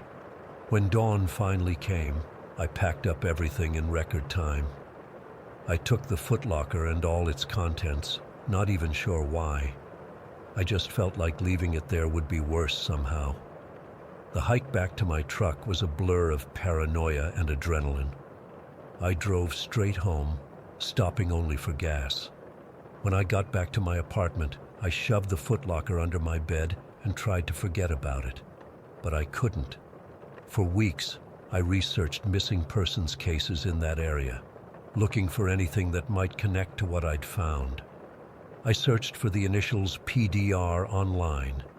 I even anonymously called the ranger station to ask if there had been any unusual wildlife sightings in that region. Nothing concrete ever turned up, but the more I looked, the more I found vague references to hikers going missing, to restricted areas with no explanation for the restrictions, to local legends about things in those woods that weren't quite animal or human. It's been 10 years now. I've moved 3 times, changing apartments, even cities. But every time, I've taken that footlocker with me, storing it in garages or storage units, never quite able to get rid of it. I've never reported finding it to authorities. Never tried to register or dispose of the illegal shotgun. Never shown the journal to anyone. I keep telling myself I'll deal with it someday, but I never do. Sometimes I wonder if I'm becoming like the person who wrote that journal. Paranoid, obsessed, seeing patterns where there are none. But then I remember those barefoot prints circling my camp, appearing with no tracks leading to or from them. I remember the sound of something walking around my tent in the middle of the night. I keep the case not because I want it, but because it feels like a dark talisman. Like as long as I have it, whatever was out there in those woods will stay there, focused on finding its missing weapon rather than finding me. And sometimes, late at night when I can't sleep, I wonder if getting rid of it would be like sending up a flare, announcing my location to something that's been looking for its property for a very, very long time. So the footlocker stays with me, hidden away, a constant reminder of something I can't explain and can't forget. And I never, ever plan to go back to those woods to find out what the truth really is. Story 9. I still get nightmares about that night. I was 14, just a kid really, and completely alone when it happened. It's been 8 years, but I can still hear the sound of those footsteps and feel the terror that gripped me when I realized what was happening. My mom was an alcoholic, not the functional kind who hides it well, but the kind who disappears for days and forgets she has a daughter. We lived in this crappy little house in Brackford Hills, the kind of neighborhood where people mind their own business even when they shouldn't. The house was falling apart, peeling wallpaper, creaky floors, and this ancient basement with a frosted glass door that never quite locked right. That night, I'd gone to bed around 10, used to being alone. Mom hadn't been home in almost 2 days, which wasn't unusual.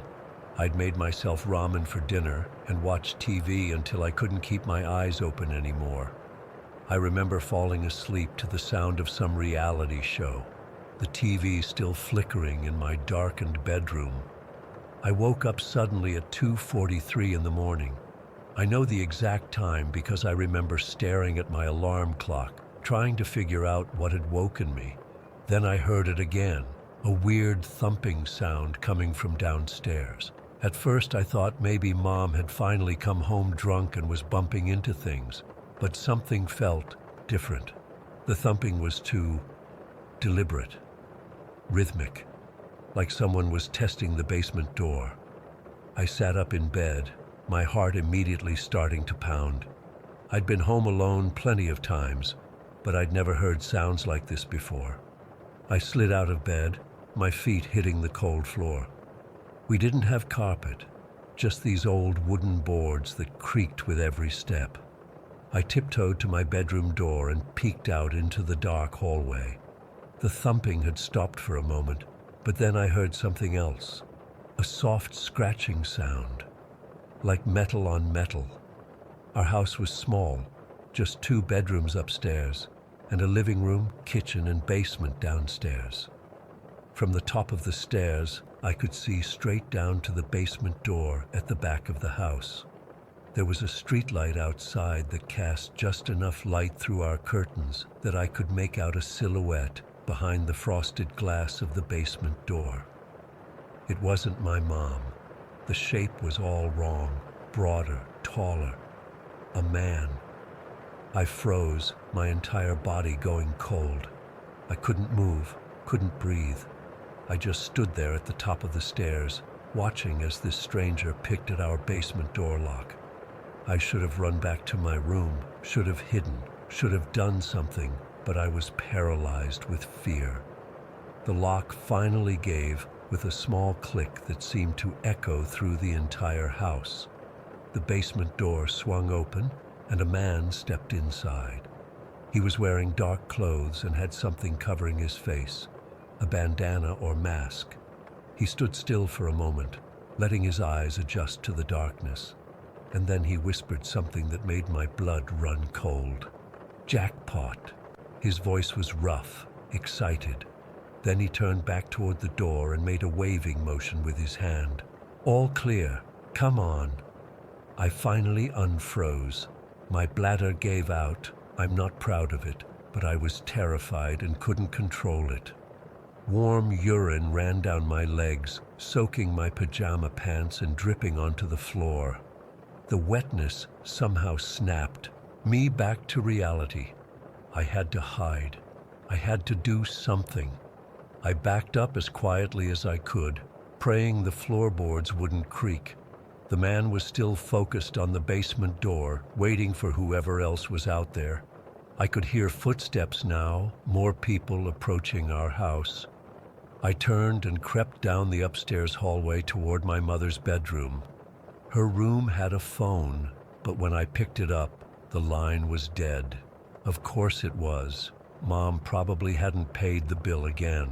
I heard voices downstairs now, more than one. They were trying to be quiet, but in the stillness of the night, their whispers carried. "Check upstairs first. Grab anything valuable." "What about residents?" "House looks empty. No car in the driveway. But be quick." Footsteps on the stairs. Heavy boots, trying to be silent but making the old wood groan. I panicked and darted across the hall to the bathroom, gently closing the door behind me. There was no lock. It had broken years ago, and Mom never bothered to fix it. I looked around desperately for somewhere to hide, but there was nothing. Just a shower curtain and the cabinet under the sink, which was too small for me to fit in. The footsteps were getting closer. I could hear them methodically checking rooms, my bedroom door creaking open, then my mom's. They'd be at the bathroom next. I had nowhere to go, except down.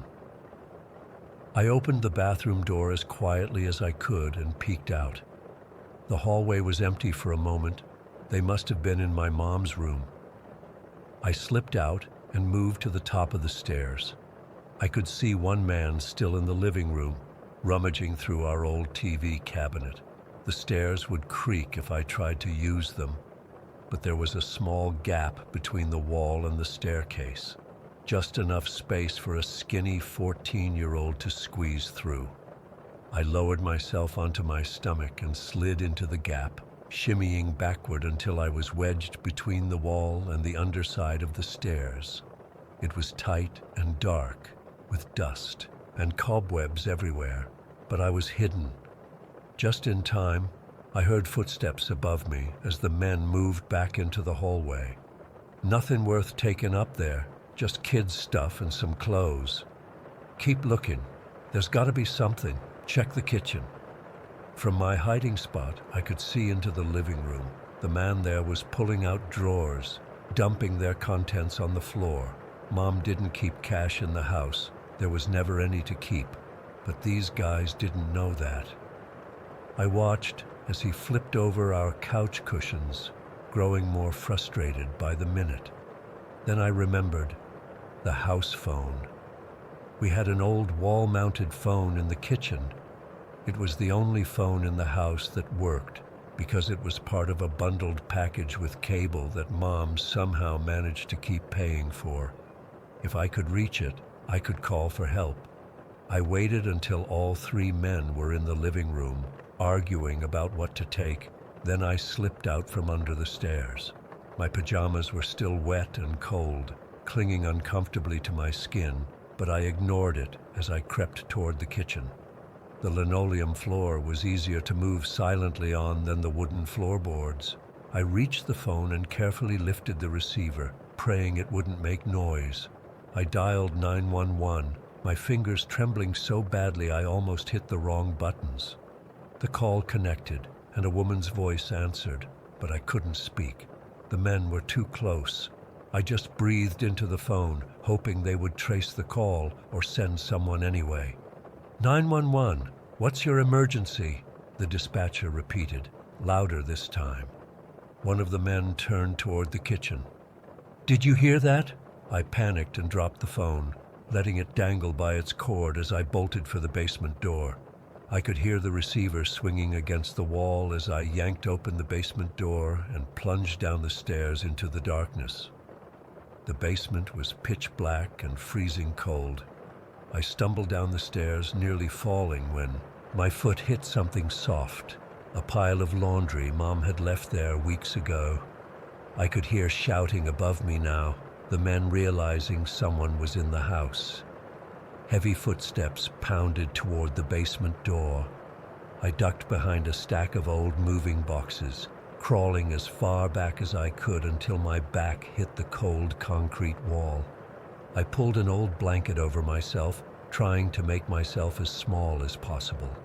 The blanket smelled like dust and mildew, and I had to fight not to sneeze.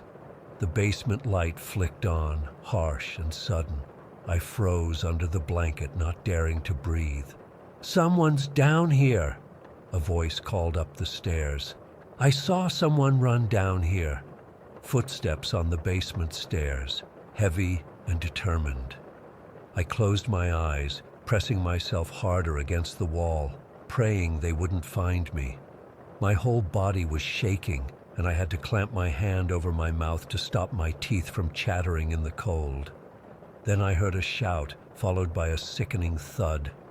I peeked out from under the blanket just in time to see one of the men sprawled at the bottom of the stairs, motionless. He must have slipped, maybe in the puddle of urine I'd left earlier, and fallen down the stairs. The other two men were shouting now, panicking. "Is he breathing? Fuck, is he breathing? We gotta go, now, leave him.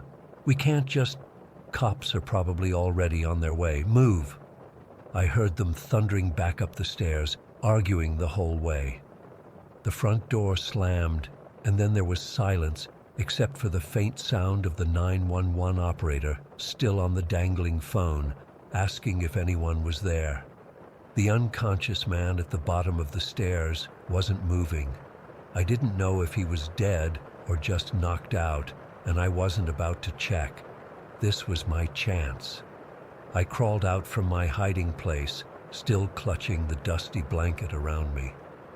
I crept past the man, trying not to look at his face, and made my way up the basement stairs.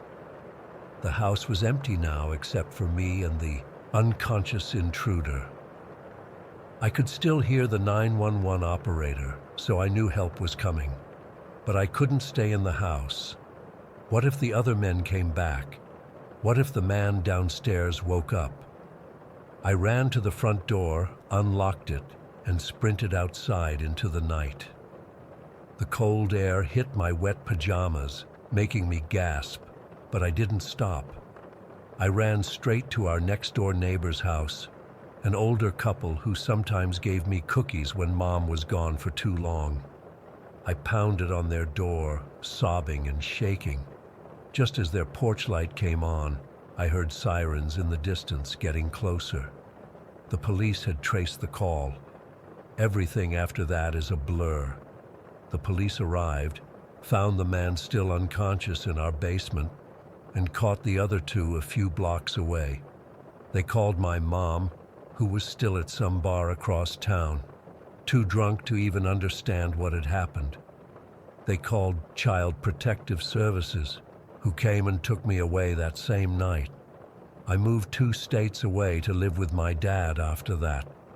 I hadn't seen him in years, but after what happened, the courts decided he was the better option. The men who broke in went to prison. They'd been hitting houses all over the neighborhood, stealing anything they could sell for drug money. I'm 22 now, in college, trying to live a normal life, but I still can't sleep with my bedroom door open. I still check locks 3 times before bed, and I'll never ever set foot in a basement again. Because even now, 8 years later, I still remember the absolute terror of being 14 years old, alone in the dark, listening to strangers hunt for me in my own home. Story 10. I've been sitting here for nearly 3 hours trying to figure out the best way to write this down. Every time I start typing, I feel my hands shaking again. It's been a week since we got back from Pinewood Ridge, and I still wake up in the middle of the night, convinced someone is watching me through my bedroom window.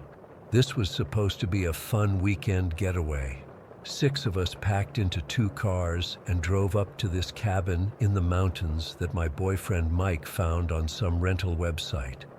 The price was suspiciously cheap, but we were all broke after the holidays and desperate to get away, so we didn't ask questions. It was me, Mike, my sister Lisa, and her boyfriend Jake, and our friends Aaron and Emma. We've all known each other since college, except for Emma, who Aaron started dating about 6 months ago. The drive up took almost 4 hours, mostly on these winding mountain roads that made me car sick. When we finally pulled up to the cabin around 3 in the afternoon, I remember thinking it looked way more run down than in the photos online. The wooden steps to the front porch were rotting in places, and the whole structure had this weird tilt to it, like it was slowly sinking into the ground on one side. Mike just laughed it off. "It's rustic, babe. That's the whole point of coming to the mountains." The inside wasn't much better. Everything smelled like mildew and old cigarettes. There were 3 bedrooms, each with a queen bed covered in these ancient quilts that felt damp when you touched them. The kitchen had this ancient refrigerator that made this horrible buzzing sound, and half the cabinet doors wouldn't close properly. But we were determined to have fun, so we unpacked our stuff, cracked open some beers, and tried to ignore the weird stains on the carpet. That first day, we spent the afternoon exploring the area around the cabin. The place was set back about half a mile from the main road, surrounded by these towering pine trees that blocked out most of the sunlight. There was a small creek running about 100 yards behind the property, and we followed it for a while, taking pictures and enjoying being away from the city. Something felt off, though. I couldn't shake the feeling that we were being watched. Every time I turned around, I expected to see someone standing between the trees, but there was never anyone there. I tried to brush it off as paranoia. We were in the middle of nowhere after all. That night, we grilled burgers on this rusty barbecue we found on the back deck, drank too much cheap wine, and played cards until almost 2 in the morning. Everything felt normal and fun, the way a weekend with friends should be. I remember falling asleep with Mike's arm around me, thinking maybe I'd been wrong about the cabin. Maybe it wasn't so bad after all. The next morning, we decided to go hiking. There was supposed to be some kind of lookout point about 2 miles from the cabin with an amazing view of the valley. Jake had downloaded a trail map, and after a late breakfast of pancakes and coffee, we set off into the woods. The trail started out clearly marked, but about an hour in, it became harder to follow. The trees grew thicker, blocking out more of the sky, and the ground became uneven and rocky. We had to climb over fallen logs and push through dense patches of undergrowth. Aaron kept saying we should turn back, but Jake insisted he knew where we were going. That's when I tripped over something metal sticking out of the ground. At first, I thought it was just an old piece of junk someone had left behind, but when Jake cleared away the leaves and dirt, we realized it was a handle attached to a wooden trapdoor. "Holy shit," Mike said, crouching down next to me. "What the hell is this doing out here?" The trapdoor was maybe 3 feet by 3 feet, made of thick wooden planks that had been weathered by years of rain and snow. It was secured with this massive rusty padlock that looked like it belonged in a museum. Jake, being Jake, immediately decided we needed to see what was inside. He found a rock and started bashing at the padlock, while Lisa kept telling him to stop. "What if it's private property?" she said. "We could get in trouble." "We're in the middle of nowhere," Jake replied. "Nobody's going to know. After a few minutes of hammering, the lock broke open. Jake pulled the trapdoor up, revealing a set of concrete stairs descending into darkness. I should have listened to the voice in my head screaming at me to run. Instead, I watched as Jake pulled out his phone and turned on the flashlight. "I'm going down," he announced. "This is such a bad idea," Emma whispered, but she followed him anyway, and soon all 6 of us were crowded onto those narrow stairs, making our way down into what turned out to be some kind of underground storm cellar. The space was bigger than I expected, maybe 15 feet by 20 feet, with concrete walls and a dirt floor. The air was cold and damp, with this musty smell that made it hard to breathe. Jake's flashlight beam swept across the room, revealing what looked like someone's emergency bunker. There were metal shelves lining the walls, stocked with bottles of water, canned food, and these military-style MRE packets. In one corner was a stack of sleeping bags, neatly folded, with a camping lantern sitting on top. Everything looked new. Not like emergency supplies that had been sitting there for years, but like someone had stocked the place recently. "Guys, check this out," Aaron said, pointing his own flashlight at the far wall. That's when we saw the dates. Someone had carved them into the concrete, a long list reaching almost from floor to ceiling. Most of them were from the past few years, with the most recent one at eye level. It was yesterday's date. The day we had arrived at the cabin. My stomach dropped. "We need to leave," I said, already backing toward the stairs. "We need to leave right now." No one argued. We climbed back up into the daylight and slammed the trapdoor shut. Jake tried to put the broken lock back in place, but it was useless.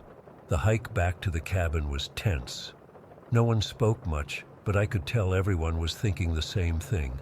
Someone knew we were here. Someone had been watching us, tracking our arrival date, just like they'd apparently tracked everyone else who'd stayed at that cabin. "It's probably just the property owner," Mike said when we got back, but his voice lacked conviction. "They probably use that cellar for storage and keep track of when people rent the place." "Then why hide it in the middle of the woods?" Emma asked. "And why not mention it in the rental listing?" We spent the rest of the afternoon locked inside the cabin, checking and rechecking that all the doors and windows were secure. Every creak of the old building made us jump. Every shadow outside the windows seemed threatening. That night, none of us slept well. Mike and I lay in bed whispering theories about the cellar. Was it a prepper's bunker? Was someone living out there in the woods, watching vacationers come and go from the cabin? Were they dangerous or just weird? Around 2 in the morning, I got up to use the bathroom. As I was washing my hands, I glanced out the small window above the sink and froze. There was a flashlight beam moving through the trees behind the cabin. Just a quick flash of light, there and gone in an instant, but I was sure of what I'd seen. I woke Mike up and he checked all the windows but didn't see anything. He tried to convince me it was probably just an animal with reflective eyes, or maybe headlights from a car on the distant road, but I knew what I'd seen. By morning, we were all on edge. The original plan had been to stay until Monday, but no one wanted to spend another night there. We packed our stuff in record time, cleaned up the cabin, and were in our cars by 9. As we drove away, I kept looking in the rearview mirror, half expecting to see someone emerge from the trees to watch us leave. The relief I felt as we wound our way down the mountain was overwhelming. It wasn't until we were almost home that Aaron got the call from the actual rental company. The cabin we'd stayed in had been double booked through some glitch in their system. They were calling to apologize and offer a refund, since another group had shown up and found us already there. Except no other group had shown up. We hadn't seen anyone else the entire weekend. There must be some mistake, Aaron told them. We were the only ones there. The customer service rep sounded confused. She insisted that the other party had arrived at the cabin on the scheduled check-in day, only to find it already occupied by a large group. They'd called the company immediately to complain. Did they describe us? Aaron asked. Did they say how many people they saw? The rep didn't know. All she had was the complaint log noting that the cabin had been occupied when the other party arrived. But here's the thing that keeps me up at night. According to the rental company, this other group had arrived at 3 in the afternoon on Friday, the exact time we got there, which means someone was watching us from the moment we pulled up to that cabin, someone who knew exactly when we arrived and recorded that date in their underground bunker. I've checked every rental site I can find, looking for reviews of that cabin, warnings from other guests, anything that might explain what we experienced. There's nothing unusual in any of the reviews, just people complaining about the musty smell or the tilted floors. No one mentions finding a trapdoor in the woods or seeing flashlights at night. Mike thinks we should forget about it, but I can't. I keep wondering who was watching us that weekend and why. I keep thinking about those dates carved into the wall, years and years of them, and wondering what happens to all those people whose arrivals were recorded. And I can't stop thinking about the fact that somewhere in those woods, there's a concrete wall with our date on it, permanent evidence that we were there, that we were seen, that we were counted. For what purpose, I don't know, but I'm terrified that someday I'll find out. Story 11. I can't believe I'm finally sharing this. I've told a few close friends, but somehow typing it out makes it feel more real again. This happened 3 years ago, and I still get chills thinking about it. I'd been working this soul-crushing office job for almost 2 years straight without a real break. My coworker Mike mentioned this secret spot in Shadowcrest Forest where he'd go camping sometimes. Said it was completely off-grid, no designated campsites, no people, just pure wilderness about 2 hours from any main road. Exactly what I needed. Just follow the unmarked trail past the ranger station. Take the fork by the lightning-struck pine and keep the river on your right for about 4 miles, he told me. Simple enough. That Friday afternoon, I packed my Subaru with basic camping gear. My 2-person tent, sleeping bag, camp stove, water filter, some freeze-dried meals, and enough trail mix to last the weekend. I told my sister where I was heading, general area at least, and promised to text when I got back to civilization Sunday night. The drive was longer than expected. The last 30 minutes were on a dirt road so rutted and overgrown, I worried my car would get stuck. When I finally parked at what looked like an abandoned ranger station, it was already late afternoon. I shouldered my pack and started hiking. Mike's directions were questionable. The lightning-struck pine turned out to be barely recognizable, just a blackened stump that I almost missed. The trail itself was barely a trail, just a slightly less vegetated path through dense forest. Several times I had to double back when I lost the path completely. By the time I found the river, the sun was already dipping behind the trees. I hiked alongside it for what felt like forever before coming to a small clearing about 50 feet from the water. Perfect spot for a camp. I was exhausted and my shoulders ached from carrying my pack through difficult terrain. But damn, the place was beautiful. Old-growth trees towering overhead, the gentle sound of the river, and absolute solitude. No cell service, no other humans for miles. Exactly what I'd wanted.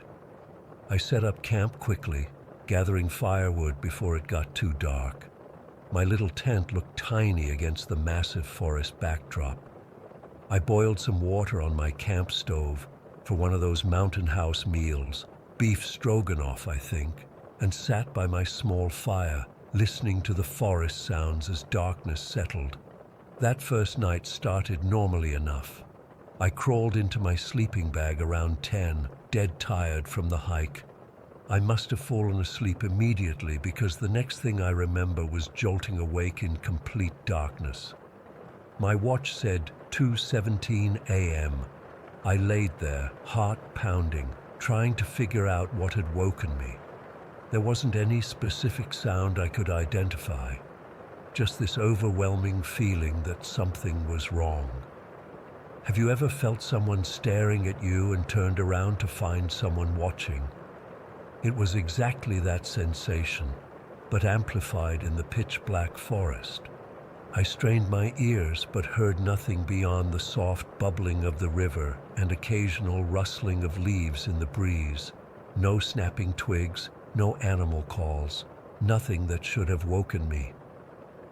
After about 20 minutes of listening, my heart rate finally slowed, and I convinced myself it was just the usual adjustment to sleeping outdoors. I eventually drifted back to sleep, though it was restless. The morning was bright and beautiful, mist hanging over the river. I checked around my campsite. Nothing disturbed, no footprints, no sign of animals going through my stuff. Still, I couldn't shake that feeling from the night before. Something felt off. After breakfast, I decided to explore upstream. The weather was perfect, warm but not hot, with a light breeze. The river narrowed in some places, widened in others, with small rapids occasionally breaking the calm surface. About a mile upriver, I noticed what looked like a small clearing similar to mine.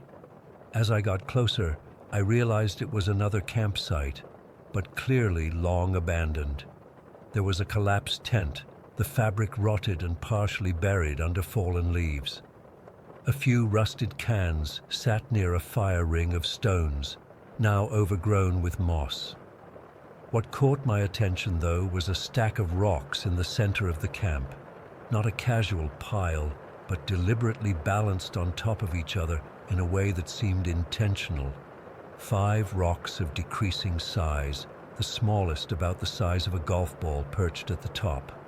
The whole site gave me an uneasy feeling, like I was trespassing on someone's forgotten space. I took a few photos with my camera, then headed back to my camp, suddenly eager to leave that place behind. When I returned to my campsite around mid-afternoon, something immediately felt wrong. I stood at the edge of my clearing, studying everything. My tent was untouched. My pack leaned against the tree where I'd left it. The remnants of morning's fire were still in the ring. The fire ring. That's what was different. One of the larger rocks forming my fire ring had been moved and turned over. I distinctly remembered that particular rock because it had a patch of bright orange lichen on one side. Now it was flipped, lichen side down, and shifted about 6 inches from its original position. I approached slowly, heart beating faster. It looked like someone had deliberately moved it, maybe to place something underneath. I used a stick to flip it back over, half expecting to find a note or some object beneath it. There was nothing, just flattened earth. I spent the next hour meticulously checking the entire campsite, looking for other signs of disturbance. Nothing else seemed out of place. I told myself maybe an animal had nudged the rock looking for bugs, or maybe I was misremembering its original position. But deep down, I knew better. That evening, I built my fire larger than necessary and kept my flashlight and pocket knife within reach. I couldn't stop scanning the tree line, peering into the deepening shadows between trunks. The forest that had seemed so peaceful the day before now felt watchful, almost hostile. I stayed up late, feeding the fire and jumping at every sound. Eventually, fatigue won out, I crawled into my tent around midnight, zipping the door closed and positioning myself so I could see the campfire's glow through the tent fabric. I must have fallen asleep despite my anxiety, because I woke again suddenly. My watch read 1:43 a.m. This time, I heard what woke me immediately. Footsteps. Not animal footsteps, human footsteps. Slow, deliberate steps on the soft forest floor circling my tent. I froze, barely breathing. The footsteps moved slowly, pausing occasionally, then continuing their circuit. They weren't trying to be completely silent, but they weren't making unnecessary noise either, just a steady, unhurried pace. I lay paralyzed in my sleeping bag. Should I call out? Should I unzip the tent and confront whoever was out there? What if they had a weapon? What if there was more than one person? The footsteps completed what sounded like a full circle around my tent, then stopped near my fire pit. The fire had died down to embers by then, casting just enough light to make out shadows through the tent fabric. I could see nothing of whoever stood out there. After what felt like an eternity, but was probably only a minute or two, the footsteps receded, moving away from my camp toward the forest. I strained my ears until I couldn't hear them anymore, then waited another 30 minutes before I dared move. I didn't sleep again that night. I lay clutching my pocket knife, watching shadows and listening for any return of those measured footsteps. None came. When dawn finally broke, I unzipped my tent cautiously and peered out. The clearing looked normal in the gray, morning light. I stepped out slowly, scanning for any sign of my nighttime visitor. The fire pit caught my eye immediately. Another rock had been moved, not the same one as before, but a different one on the opposite side of the ring. This one had been completely removed from the circle and placed about a foot away, as if marking something. That was it. I was done. I packed up my camp in record time, not bothering with breakfast or coffee. My hands shook as I collapsed my tent and stuffed it haphazardly into my backpack. I kept looking over my shoulder, feeling exposed and vulnerable. The hike back seemed twice as long as when I'd arrived. I kept thinking I heard footsteps behind me, but every time I spun around, there was nothing but empty trail. About halfway back to the car, I noticed something that made my blood run cold. There was a fresh path through the underbrush, branching off from the main trail I was following. The ferns and low bushes were bent and broken in a narrow line, creating what looked like a viewing corridor directly to the main path. Someone had been standing there watching the trail, watching me, most likely, while remaining hidden in the vegetation. I practically ran the rest of the way to my car.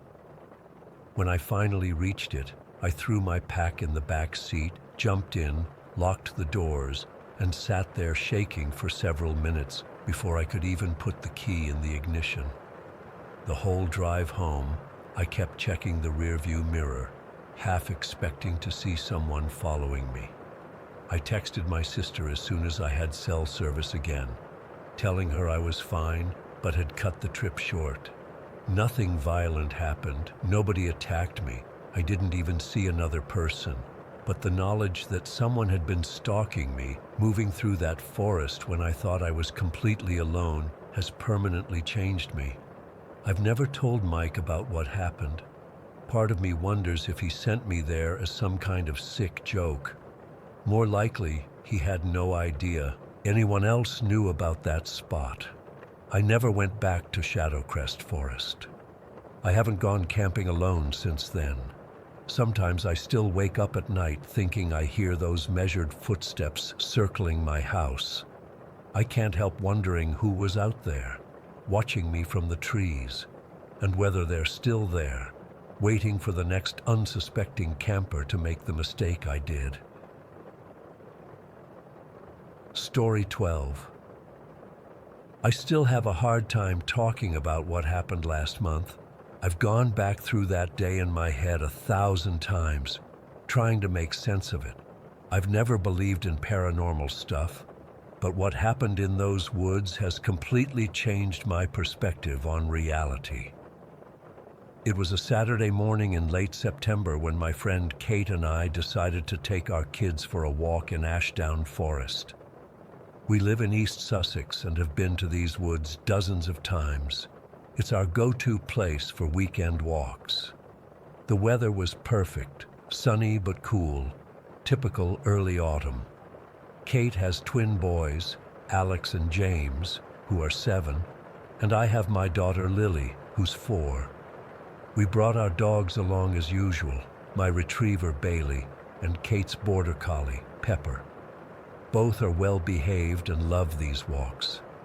We'd planned to do our regular 2-hour loop that takes us through the valley and back up along the ridge. We've done this walk so many times that we could probably do it blindfolded. The weird stuff started happening right from the car park.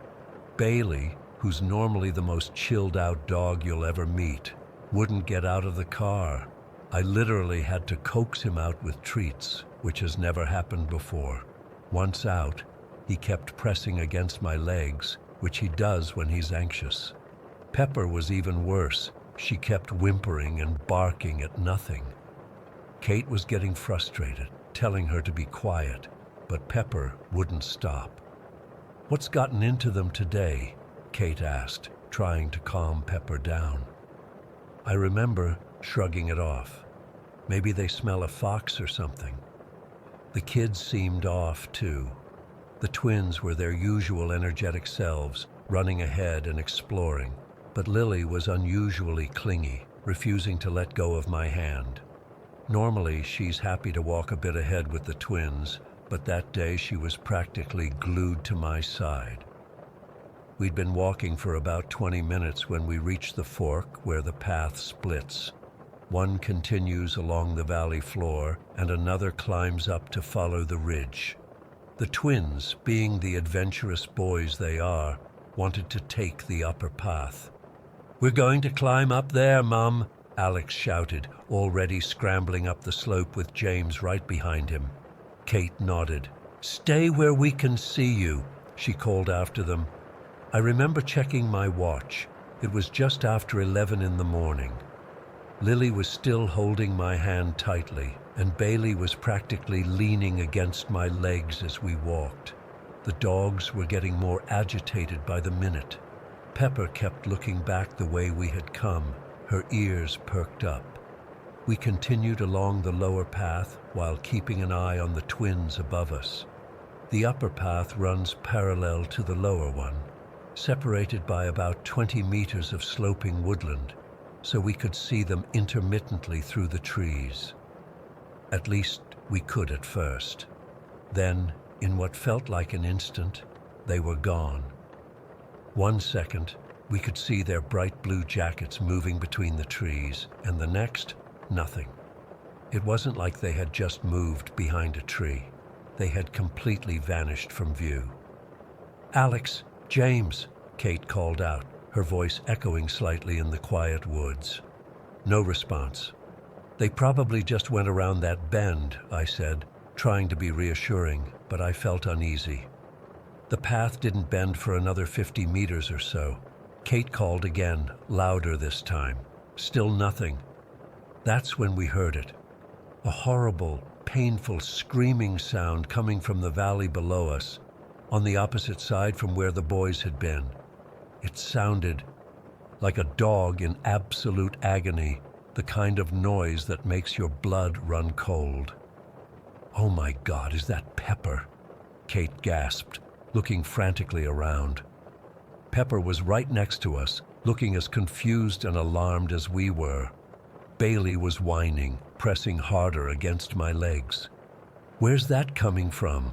I asked, feeling my heart rate spike. The screaming continued, sounding like it was coming from somewhere down in the valley, maybe 100 meters away. It was so visceral and frightening that I instinctively picked Lily up, holding her tightly. "I need to find the boys," Kate said, her voice shaking. She started calling for them again, more urgently now. Then something truly bizarre happened. As Kate was calling out for the twins, Pepper suddenly darted away from us, heading in the direction the twins had gone. We watched her disappear into the trees, and the moment she was out of sight, the screaming stopped. Not gradually, not fading away, it just cut off instantly, as if someone had pressed a mute button. A few seconds later, Pepper reappeared from the direction she'd run, looking completely normal. Not hurt, not panicked, just trotting back to us as if nothing had happened. Kate and I just looked at each other. I could see the same thought in her eyes that was going through my mind. What the hell was that? "Mummy, I want to go home," Lily whispered, burying her face in my neck. Before I could respond, I noticed movement on the slope between the two paths. A woman was standing there, maybe 40 meters away. She was wearing what looked like hiking clothes, dark trousers and a green jacket. Her hair was pulled back, but I couldn't make out her features clearly. "Your boys are headed back to the entrance," she called out. Her voice was clear but somehow strange, like it wasn't quite coming from where she was standing. "What?" Kate replied. "How do you know they're my boys?" The woman didn't answer. She just stood there for a moment, then turned and walked into the trees. Kate immediately started up the slope, calling after her. "Wait, did you see where they went?" I stayed on the lower path with Lily and the dogs, watching Kate climb up toward where the woman had been. But by the time she reached the spot, there was no sign of her. That's when I heard another sound that made the hairs on my arms stand up, a phone ringing. Not a modern ringtone, but the old-fashioned trilling sound like from a landline phone. It seemed to be coming from somewhere in the woods to my right, but I couldn't pinpoint the location. Every time I turned to look in its direction, the ringing would stop, only to start again when I looked away. "Do you hear that?" I called up to Kate, who was still searching for any sign of the woman or the twins. "Hear what?" she called back, distracted. The ringing stopped completely, and in the silence that followed, I became aware of a new sound, a rustling, growing louder. I turned to look down the valley and froze. A herd of deer, at least 50 of them, was running across the valley floor, heading straight toward the area where we'd heard the screaming earlier. They moved in unison, like they were fleeing from something. The dogs noticed too. Bailey's fur stood up along his spine, and he started growling, something he never does. Pepper was backing away, ears flat against her head. Both dogs kept looking behind us, back the way we had come, as if expecting something to appear. "Kate," I shouted, "we need to find the boys now." She must have heard the panic in my voice because she immediately abandoned her search for the mysterious woman and started calling for the twins again, more desperately this time. I was still holding Lily, who was now trembling against me. The atmosphere had changed. The woods felt oppressive and watchful. The air seemed thicker somehow, harder to breathe. And there was a smell, not strong, but noticeable, like wet earth and something metallic. "Alex! James!" Kate was practically screaming now, moving along the upper path in the direction the woman had said the boys had gone. And then, like some bizarre miracle, we heard them respond. "Mom, we're here." The twins appeared on the upper path, about 100 meters ahead of where Kate was standing. They were running toward her, their faces pale. I felt a flood of relief, but it was short-lived. As I watched them reunite with Kate, something about their behavior struck me as off. They were talking rapidly, both at once, gesturing back the way they had come. Kate was kneeling, hugging them tightly, then checking them over as if for injuries. I made my way up to the upper path to join them, still carrying Lily, with the dogs following reluctantly behind. As I got closer, I could hear fragments of what the twins were saying. There was a lady. She said she knew us from school. Her face was all shiny. When I reached them, Kate looked up at me, her expression a mixture of relief and confusion. They say they met a woman who told them she was a teacher at their school, she explained, her voice low. But I don't recognize the description. The twins turned to me, talking over each other in their eagerness to explain. She had really shiny skin, like it was wet, and she knew our names. She said we should go back to the entrance. Did she look like the woman we saw on the slope? I asked. The boys looked at each other, then shook their heads simultaneously. No, she was younger, Alex said. And her hair was really long, added James. Kate frowned. But there's no teacher at their school who matches that description. What the twins said next made my skin crawl. We heard you calling us, James said, looking confused. We shouted back loads of times, but you didn't answer. Yeah, we were yelling really loud, Alex insisted. Didn't you hear us? Kate and I exchanged glances. We hadn't heard a thing from them until just moments ago, despite calling for what must have been 10 minutes. And then everything went quiet, James continued. Like, really quiet. We couldn't even hear the birds anymore. That's when she appeared, Alex said, his voice dropping to almost a whisper. She came out from behind a tree, but I didn't see her before she was there. We decided right then to head back to the car park. None of us wanted to stay in those woods any longer. The walk back was tense and silent, apart from the occasional whimper from the dogs. Both of them kept looking back, and Bailey stayed so close to me that I almost tripped over him several times. The strangest part was how the forest seemed to change as we walked. The familiar paths somehow felt longer, the trees closer together. Twice I was certain we had taken a wrong turn because nothing looked right. But then we'd round a bend and suddenly recognize where we were. It was only when we reached the car park that I felt like I could breathe properly again. The twins were subdued, nothing like their usual chatty selves. Lily had fallen asleep in my arms, exhausted from the stress. As we loaded the kids and dogs into our cars, Kate pulled me aside. "What do you think happened back there?" she asked quietly. I shook my head. "I don't know, but I felt like something was trying to separate us." Kate nodded slowly.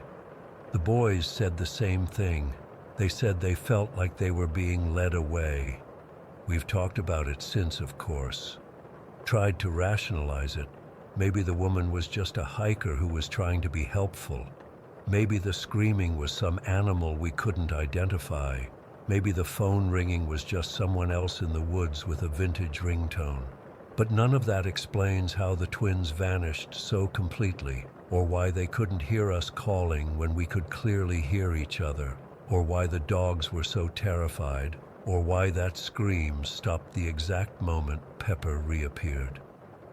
I haven't been back to those woods since that day. Neither has Kate or the kids. I'm not sure I ever will go back.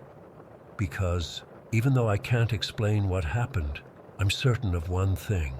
Something in those woods didn't want us there, and it was trying very hard to make sure we didn't all leave together. Story 13. I still can't sleep properly. It's been 2 weeks since our hike, and I keep waking up in cold sweats, thinking about that damn cabin and the knife. I need to get this off my chest, so maybe writing it down will help. I don't expect anyone to believe me, but I swear every word is true. My buddies and I, James, Devon, Liam and me, Marcus, we've been hiking together since college. Nothing extreme, Just weekend warriors who enjoy getting away from our desk jobs and phones for a day. 2 Saturdays ago, we decided to try this unmarked trail that Devon had heard about from a co-worker. It wasn't on any of the official maps, just a thin path veering off one of the main hiking routes in Blackwater State Forest. The morning started like any other hike. We met at James's place around 7 in the morning, loaded up his SUV with our packs, and grabbed coffee on the way. The weather was perfect. Not too hot, a light breeze, the kind of early autumn day that makes you glad to be outdoors.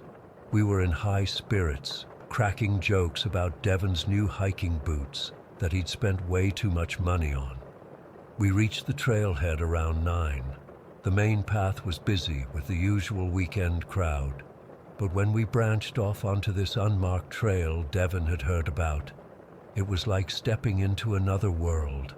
The forest got denser, the sounds of other hikers faded away, and everything felt older somehow. The trees were massive here, with thick gnarled trunks that looked like they'd been growing undisturbed for centuries.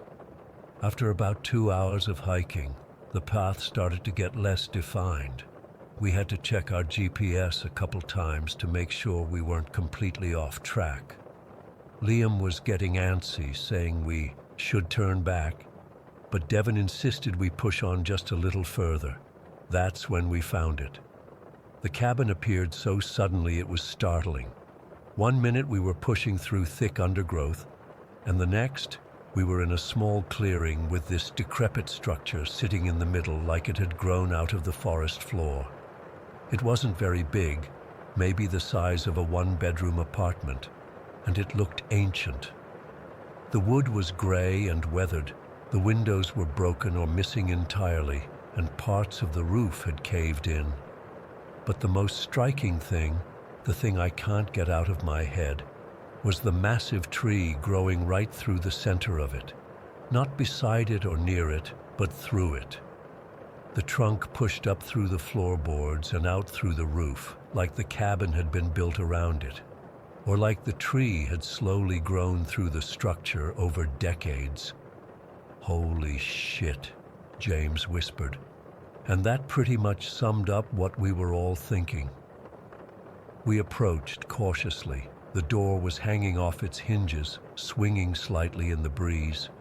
I remember the creak it made, this low, mournful sound that made the hair on my arms stand up.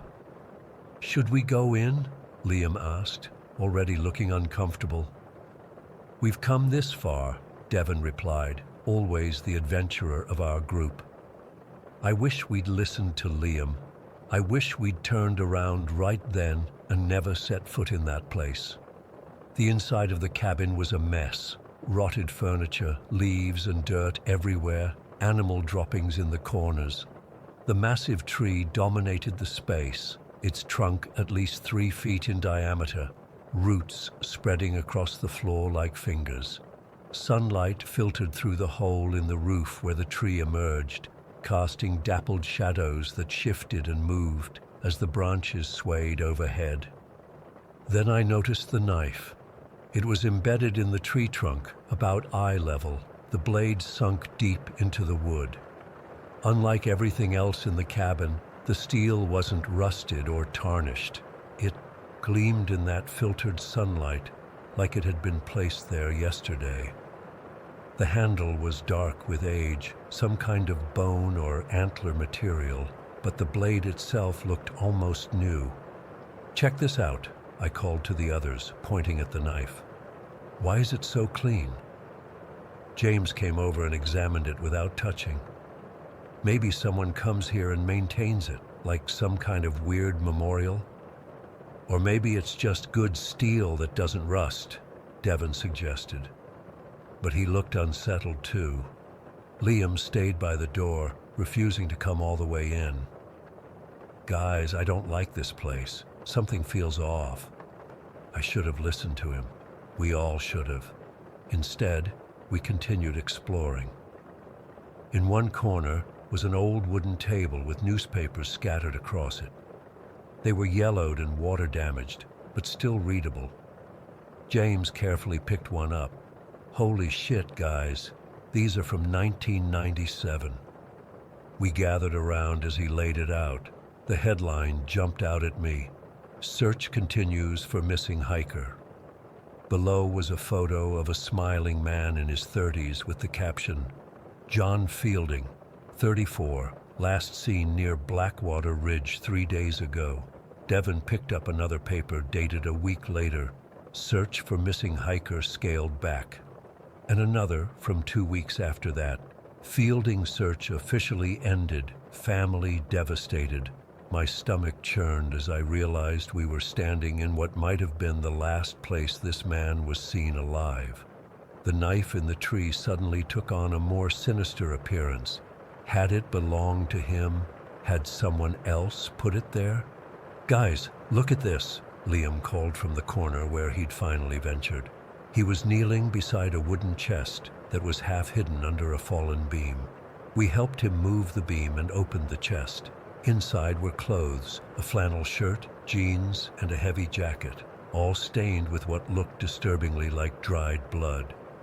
There was also a broken flashlight, a torn map of the area, and a few energy bar wrappers. But what really got to me was the photograph. It was black and white, showing a man standing at the edge of the forest. The cabin was visible in the background, looking much newer than it did now. The man's face had been violently scratched out, deep grooves dug into the paper as if someone had taken a knife to it in a rage. Is that him? Fielding? James asked, his voice hushed. I don't know, I replied. Could be, but who scratched out his face and why? Devon was examining the map. This has markings on it. Look, there's the main trail we started on. And here's the path we took to get here. But there's another route marked leading deeper into the forest. I felt a sudden chill that had nothing to do with the temperature. Put it back, I said. We need to leave, now. For once, nobody argued. As we were backing toward the door, I noticed something we'd missed before. Carved into the tree trunk just above where the knife was embedded was a single word. Sorry. That's when we heard it, a rustling sound from outside, like someone moving through the underbrush. We froze, staring at each other with wide eyes. Probably just an animal, James whispered, but he didn't sound convinced. The sound came again, closer this time, and then a twig snapped right outside the cabin door. Liam, who was closest to the entrance, peered out cautiously. I don't see anything, he reported, his voice shaky. We decided to make a break for it. Grabbing our packs, we hurried out the door and back onto the trail we'd come from. None of us spoke as we practically jogged away from the clearing. The only sounds, our heavy breathing and the crunch of leaves beneath our boots. About 10 minutes down the trail, Devon suddenly stopped. Wait, where's my water bottle? We all looked at him in disbelief. I think I left it in the cabin. I set it down when we were looking at those newspapers. Leave it, Liam said firmly. It's my good one with the filter, and I'm dying of thirst. Before any of us could stop him, Devon turned and headed back toward the cabin. James and I exchanged worried glances. We can't let him go alone, I said reluctantly. So James and I followed him, while Liam, refusing to go back, waited on the trail. As we approached the clearing again, I noticed the forest had gone completely silent. No birds, no insects, nothing. Just that unnatural stillness that sometimes comes before a storm. The cabin looked exactly as we'd left it, door ajar, tree trunk dominating the interior. Devon spotted his water bottle on the table next to the newspapers and went to retrieve it. That's when I noticed the knife was gone. The spot where it had been embedded in the tree was now just a dark gash in the wood. Guys, I said, my voice barely a whisper, the knife isn't there anymore. James saw it too and grabbed Devon's arm. We need to go, now. As we backed toward the door, I glanced at the wooden chest in the corner. It was open and empty. All the contents, the clothes, the flashlight, the photograph, were gone. We ran. We didn't stop to think or talk. We just bolted out of that cabin and tore down the trail to where Liam was waiting. His face went pale when he saw our expressions. "What happened?" he demanded.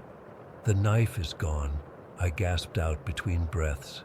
It wasn't in the tree anymore, and all the stuff from the chest disappeared too. We didn't wait around to discuss it. By unspoken agreement, we all started hiking back toward the main trail as fast as we could, constantly looking over our shoulders. The whole time, I had this feeling like we were being watched, like something was following us just out of sight. We made it back to James's SUV by late afternoon, exhausted and on edge. The drive home was mostly silent, each of us lost in our own thoughts about what we'd seen. That night, I couldn't sleep. Every time I closed my eyes, I saw that knife gleaming in the tree trunk and that scratched-out face in the photograph.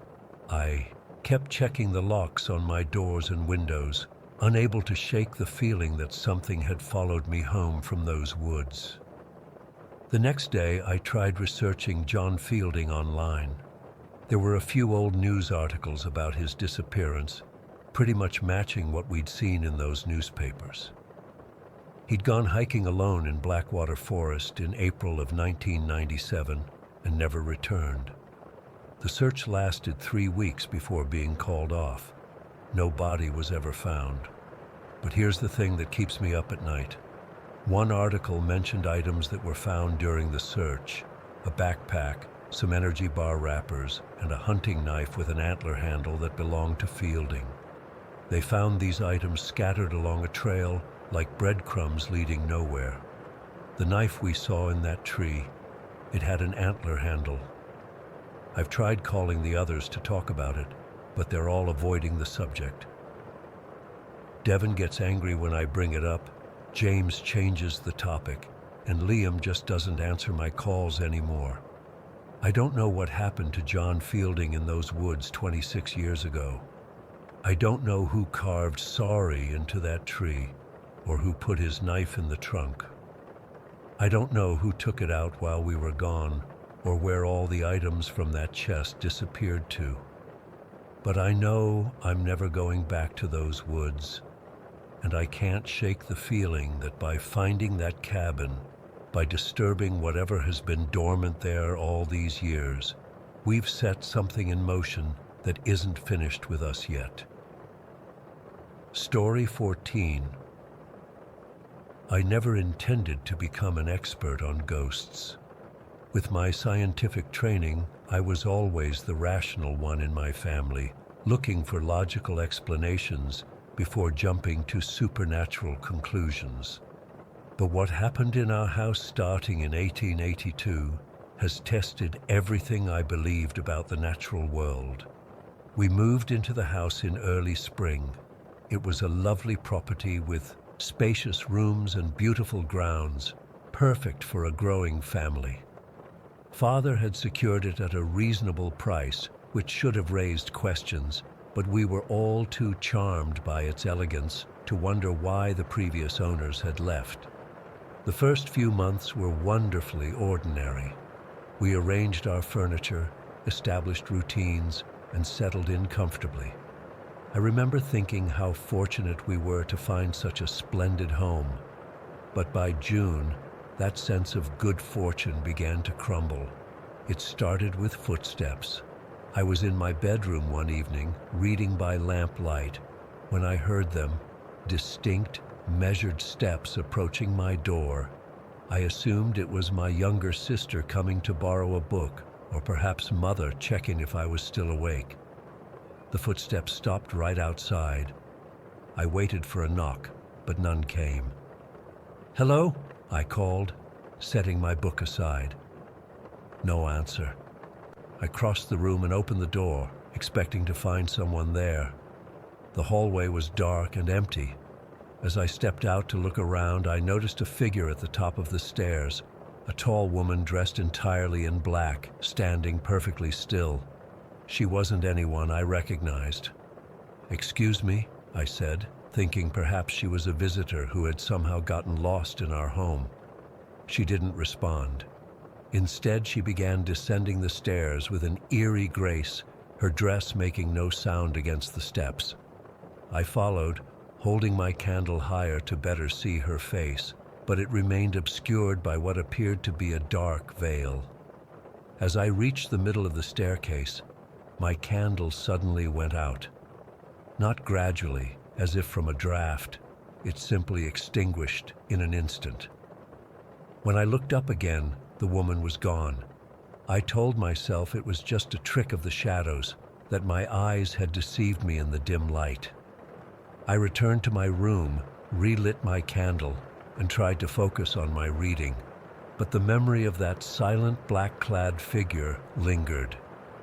By August, the strange occurrences had become impossible to dismiss. On the 2nd of August, the footsteps returned with a vengeance. This time, it wasn't just me who heard them. My sisters, my father, even our housemaid commented on the soft, deliberate steps moving up and down the landing. "Do you hear that?" my younger sister whispered one night as we sat in the drawing room. I nodded. The footsteps were overhead, pacing back and forth with measured precision. Father went upstairs to investigate, checking every room, but found nothing. The steps continued even as he searched, seemingly unaffected by his presence.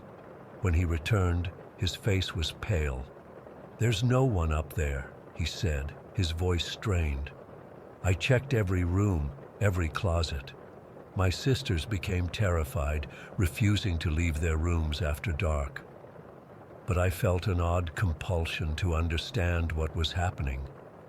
If there was some rational explanation, I was determined to find it.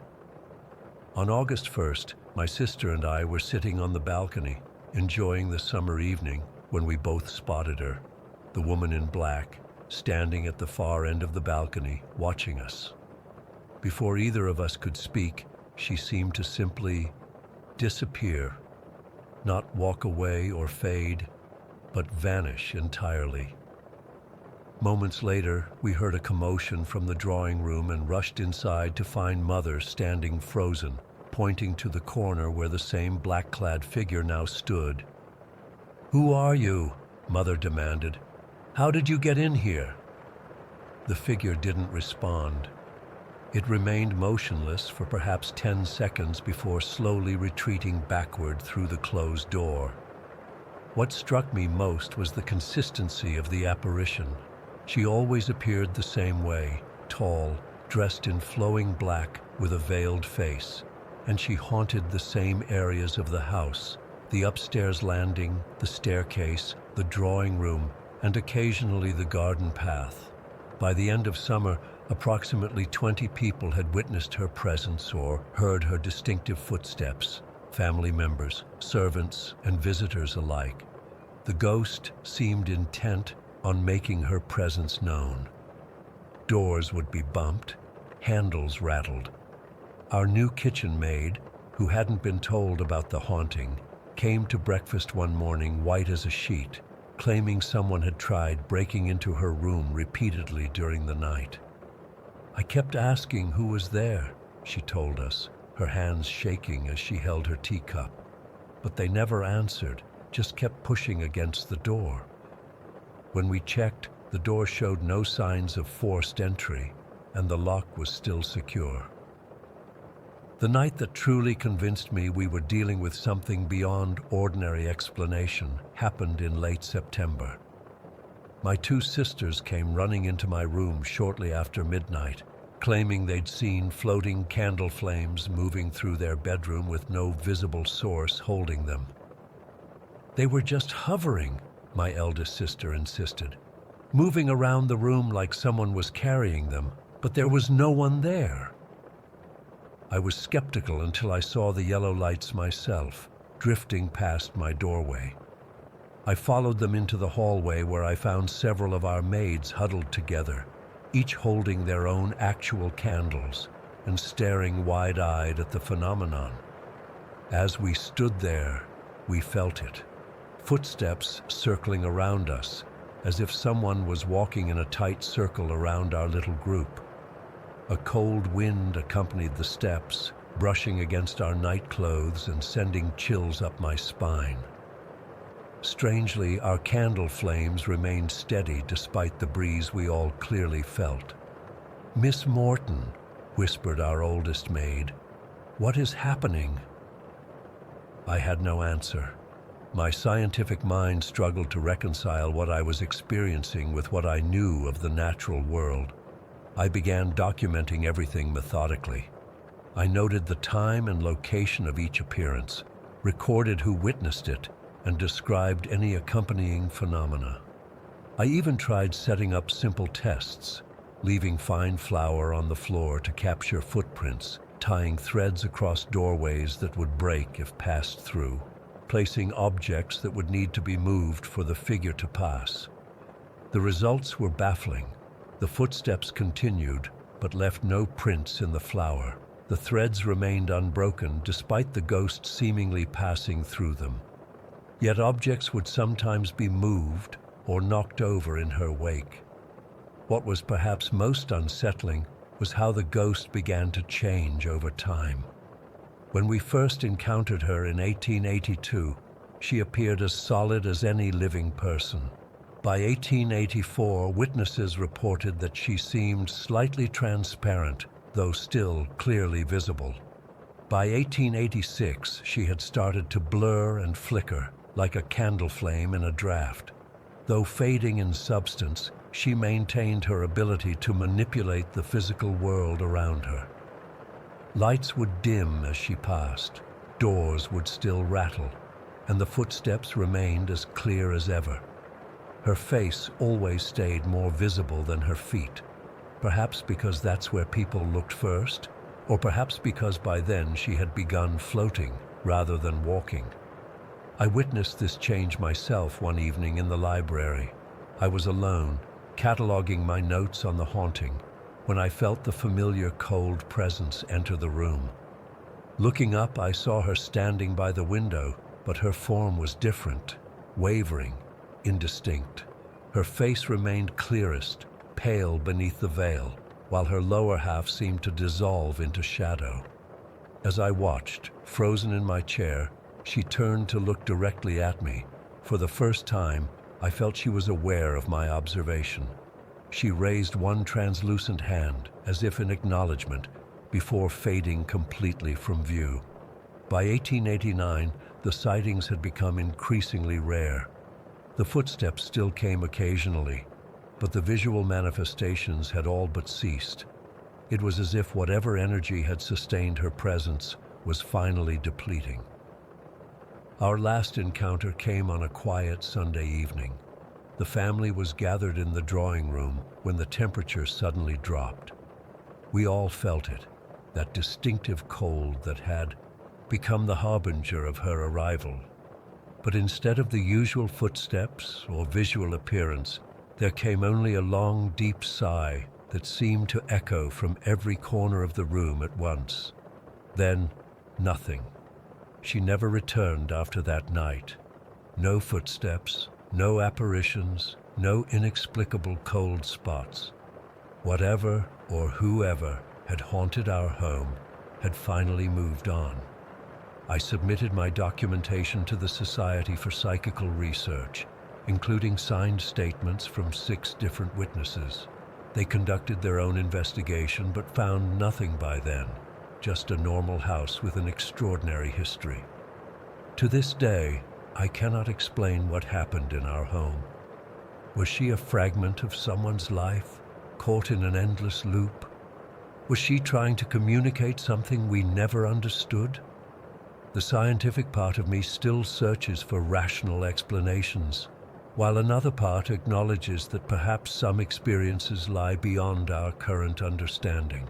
All I know for certain is what we saw, what we heard, what we felt.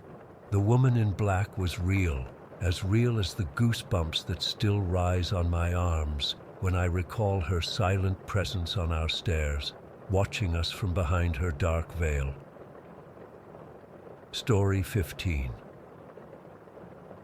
I still get goosebumps thinking about that night. It's been 15 years, but I can remember every single detail like it happened yesterday. I was 11 years old, a proud member of the Girl Guides Victoria, and so excited for my first overnight bush competition camp. There were 8 of us girls from my troop heading to the bushlands about 2 hours outside of Melbourne. We'd been preparing for weeks, learning knots and first aid, practicing our orienteering, and generally getting pumped to prove ourselves against the other troops. Our troop leader, Miss Haley, was confident we'd do well, which only made us more determined. When we arrived at the campsite that Saturday morning in late October, I remember being in awe of how remote it felt. The property was massive, several acres of bushland with designated camping areas scattered throughout. The main building, which everyone called the Mother House, sat at the entrance to the property. It had bathrooms, a kitchen, and an assembly area where all the troops would gather for announcements and some of the indoor activities. The competition involved setting up our own campsite, cooking our meals over a fire, completing various outdoor tasks, and staying overnight. Simple enough, right? Except when the organizers assigned us our spot, my stomach dropped. We got the farthest site from the Mother House, a secluded clearing down a steep hill, completely out of sight from the other troops. Miss Haley tried to spin it positively, saying we'd have privacy and wouldn't be distracted by noise from the other groups, but I remember feeling uneasy.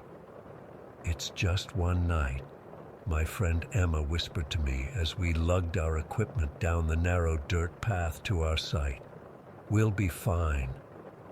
Setting up camp was hard work. The clearing was small, surrounded by dense eucalyptus trees and thick underbrush. The ground was uneven, covered in fallen leaves and twigs. We worked together to pitch our large canvas tent, this old-school, heavy thing with wooden support beams that Ms. Haley said had been used by Girl Guides for decades. It took us nearly 2 hours to get it right, but we finally managed to secure it with ropes and stakes. The day passed quickly with competition activities.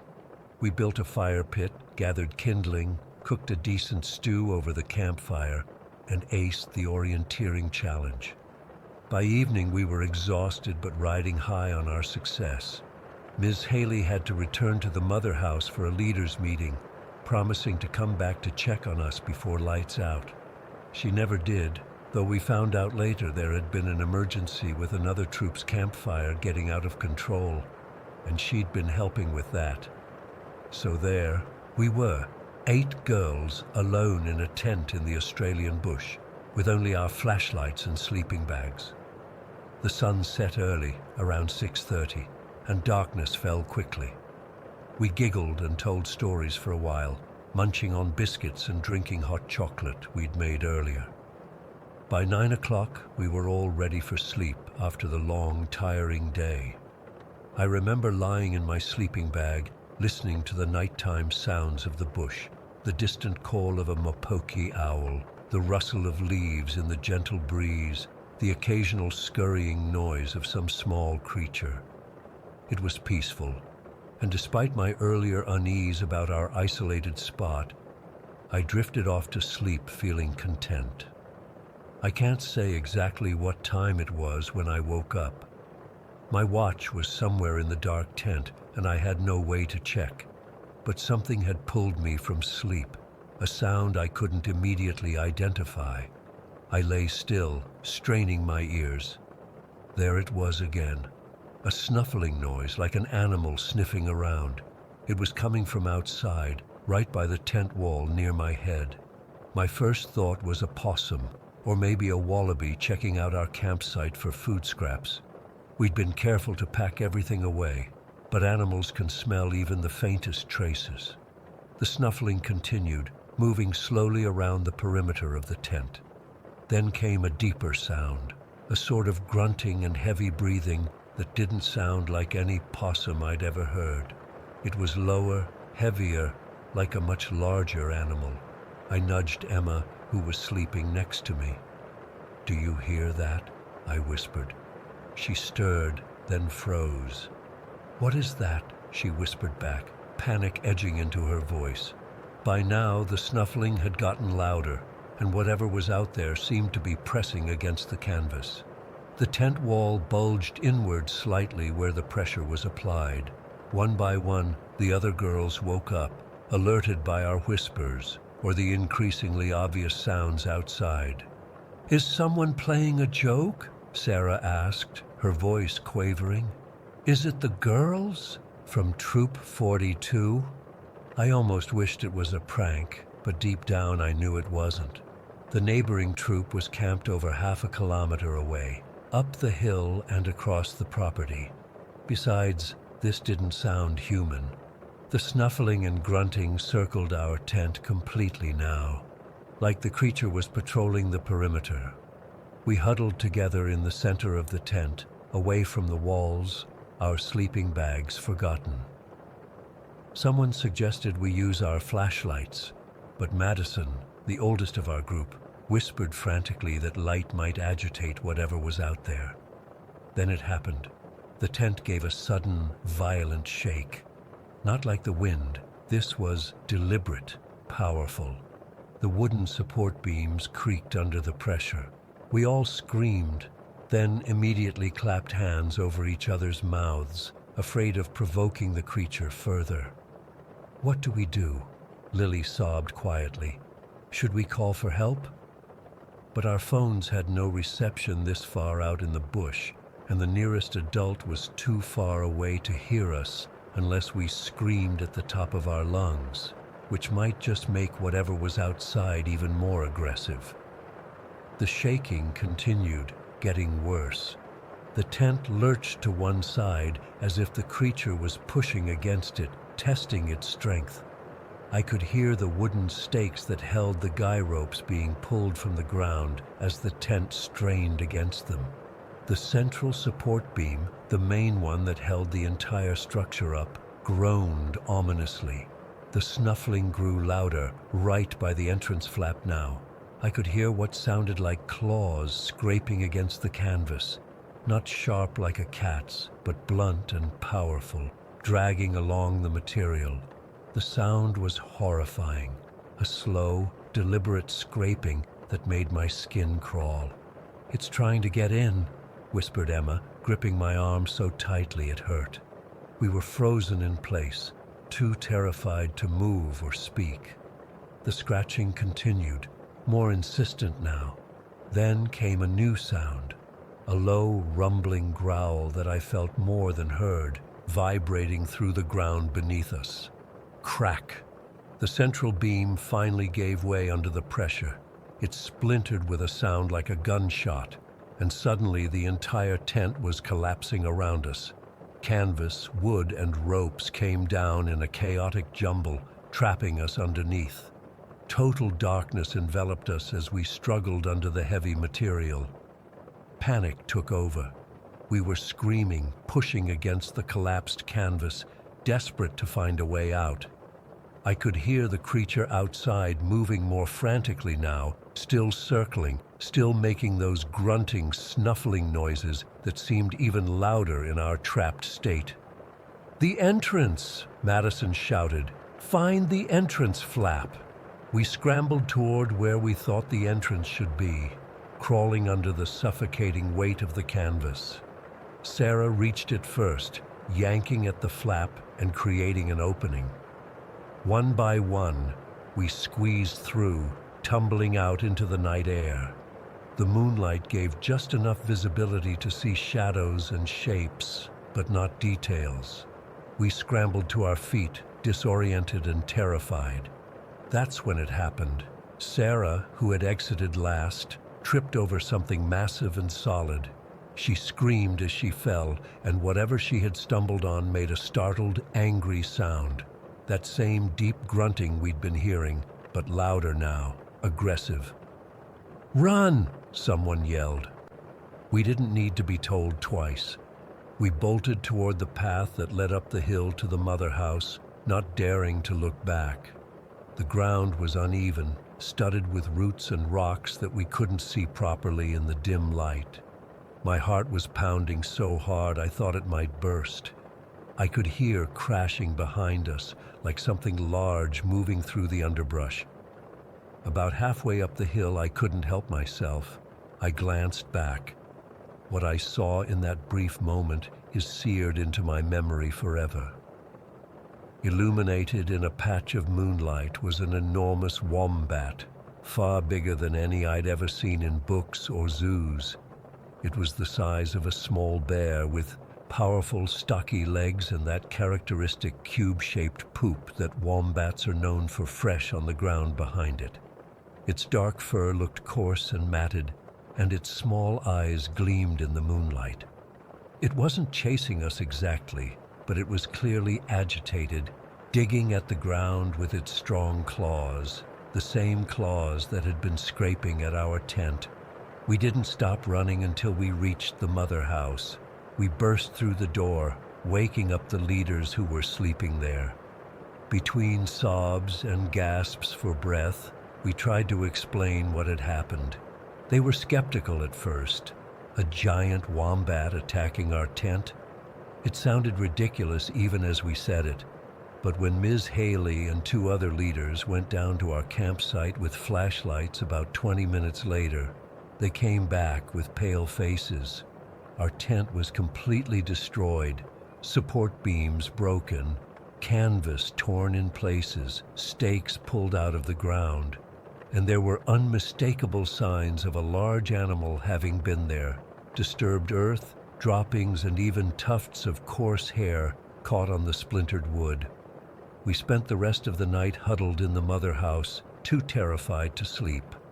At first light, the competition organizers and a local park ranger went to investigate further. The ranger confirmed that we had unknowingly set up our tent right near a wombat burrow. Not just any wombat, but an old territorial male common wombat that locals knew lived in the area. While wombats are usually shy, this one had obviously felt threatened by our presence so close to its home. "You're lucky it didn't charge you directly," the ranger told us. "Wombats can be aggressive when cornered, and their main defense is to crush predators against the roof of their burrows with their tough rumps. A full-grown male can weigh up to 40 kilograms. We relocated our campsite that day to a spot much closer to the other troops. Even though we were assured the wombat wouldn't venture that far from its territory, none of us slept well the second night. Every little sound made us jump. Our troop ended up winning third place in the competition, which seemed miraculous considering what we'd been through. But that victory meant nothing compared to the terror we'd experienced. I've been camping many times since then, but never again in the Australian bush. And I've never looked at wombats the same way. Those cute, cuddly-looking creatures you see in wildlife parks. Trust me, when you're 11 years old, alone in the dark with a 40-kilo wombat trying to reclaim its territory, there's nothing cute about them at all. Sometimes I still wake up at night, thinking I hear that snuffling, grunting sound just outside my window. And for a terrifying moment, I'm back in that collapsed tent, trapped in darkness, with something wild and unpredictable just inches away. Story 16. I still can't shake what happened at Ginny Springs last month. I'm writing this partly to process it, partly because I think people should know these freak accidents can happen anywhere, anytime.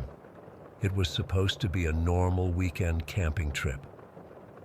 Me and 4 friends, Jason, Rachel, Mitch, and his girlfriend Amber, had been planning it for weeks. We're all pretty experienced campers, nothing hardcore, but we know what we're doing. We'd been to Ginny Springs in Florida a couple times before and always had a blast. The crystal clear water, those massive oak trees, rope swings. It's basically paradise for weekend warriors like us. We arrived Friday afternoon around 3, before the weekend crowd really filled in. That was intentional, Jason's idea. He knew a spot that was a bit more secluded, about a 5-minute walk from the main camping area, closer to the tree line, but still near enough to the springs. We set up our 3 tents in a small clearing surrounded by these massive oak trees. The weather was perfect, mid-70s, slight breeze, not a cloud in the sky. I remember joking with Mitch about how peaceful it was while we were setting up. "Dude, this is why we drive 4 hours to get here," I said. "If only I'd known what was coming." Friday night was exactly what you'd expect. We grilled burgers on our portable BBQ, drank way too many beers, and just sat around the fire talking about work, relationships, stupid stuff from college. At some point, Jason pulled out his guitar and butchered every song he tried to play, but we were all buzzed enough not to care. We eventually crawled into our tents around 1 in the morning. Saturday started late. I remember waking up sweating in my tent around 9:30. The Florida sun turns those tents into ovens by mid-morning. Jason and Rachel wanted to go tubing in the springs, and Mitch and Amber decided to join them. I was still feeling rough from the night before, so I told them I'd catch up later. I spent most of the day just lounging around camp, reading, occasionally walking down to the springs to cool off. The place had definitely filled up since Friday. Lots of families, college kids, the usual weekend crowd. Around 5, everyone came back from tubing, and we started prepping dinner. We cooked a big pot of chili that night, drank a few more beers, but everyone was pretty wiped out from being in the sun all day. By 11, we'd all turned in. I was sharing a tent with Jason, and I remember being annoyed because he was snoring within minutes while I was still tossing and turning. Must have been close to midnight when I finally dozed off. I don't know exactly what time it happened. My phone said 1:47 when I checked after everything went down, so it was probably around 1:30. I was jerked awake by the loudest, most violent sound I've ever heard in my life. It was this deep, resonating crack followed by a thunderous crash that literally shook the ground beneath me. The sound was so massive and final, like something fundamentally wrong had just happened to the world. Here's the thing that still haunts me. There was no wind that night, no storm, no rain. Nothing that would explain what I'd just heard. What the fuck was that? Jason was awake now too, fumbling for his flashlight. "Sounded like a tree coming down," I said, already reaching for the tent zipper. Outside, I could see flashlight beams bouncing through the trees. Other campers were moving around, calling out to each other. I grabbed my own flashlight and slipped on my shoes. "I'm gonna check it out," I told Jason, who was still half asleep. "I'll come with you," he mumbled, struggling to find his shoes. I didn't wait. As I moved away from our campsite, I could see other people converging toward whatever had happened. The flashlights created this eerie, bobbing procession through the dark woods. I followed a couple who seemed to know where they were going. The guy was on his phone, talking urgently to someone. I'm guessing park rangers or emergency services. "Yeah, near campsite area C, the primitive sites. No, I don't know how many people. Jesus Christ, you need to get someone here now." That's when I felt the first real stab of dread. Whatever had happened wasn't just a tree falling in the woods. We rounded a bend in the trail, and I saw it. About 50 yards away was a campsite not unlike ours, except now there was an enormous live oak tree, had to be at least 2 feet thick at the trunk, lying across it. The tree had completely flattened a tent beneath it. My stomach dropped. I moved closer, joining the small crowd of stunned campers that had gathered. Someone had a powerful lantern that cast everything in this harsh, unforgiving light. That's when I saw the foot, just one bare foot, sticking out from under the massive trunk where the tent had been crushed. It wasn't moving. It wasn't twitching. It was just there. "Oh my God," someone whispered next to me. "Is that—" Nobody needed to finish the question. We all knew what we were looking at. A woman was sobbing hysterically nearby, being held back by two other campers. I later found out she had been at a neighboring campsite and had rushed over when she heard the crash. More people kept arriving. Jason caught up to me, took one look at the scene and muttered, "Holy shit." I couldn't stop staring at that foot. It looked so normal, so out of place in this nightmare scenario. I kept thinking that maybe the person was just trapped. Maybe they were still alive under there. But deep down, I knew better. The way that massive trunk had completely pancaked the tent, no one was surviving that. The Rangers arrived about 15 minutes later. They immediately took control, asking everyone to step back, setting up a perimeter with their flashlights. One of them approached the tree and crouched down near where the foot was visible. He checked for a pulse, but his face told the whole story when he stood back up. They weren't in any rush after that. There was no frantic rescue effort, no shouting for medical supplies, just methodical, somber efficiency. They knew exactly what they were dealing with. Body recovery, not rescue. I remember one ranger, this older guy with a gray mustache, talking quietly into his radio. "We're going to need the crane team and county coroner. Confirmed fatality, tree fall incident." Jason and I stood there for what felt like hours, but was probably only about 45 minutes. More official vehicles kept arriving. Park rangers, sheriff's deputies, eventually an ambulance, though the paramedics just stood by their vehicle waiting. Nobody was running. Around 3 in the morning, I heard the distant thump of helicopter blades. A medevac chopper landed in a clearing about a quarter-mile away. By then, the Rangers had managed to secure the scene pretty well. They'd brought in some portable floodlights that made everything look surreal, like we were on a movie set. I didn't stay to watch them remove the body. I couldn't. Jason and I walked back to our campsite in silence. Rachel, Mitch, and Amber were all awake, waiting anxiously for news.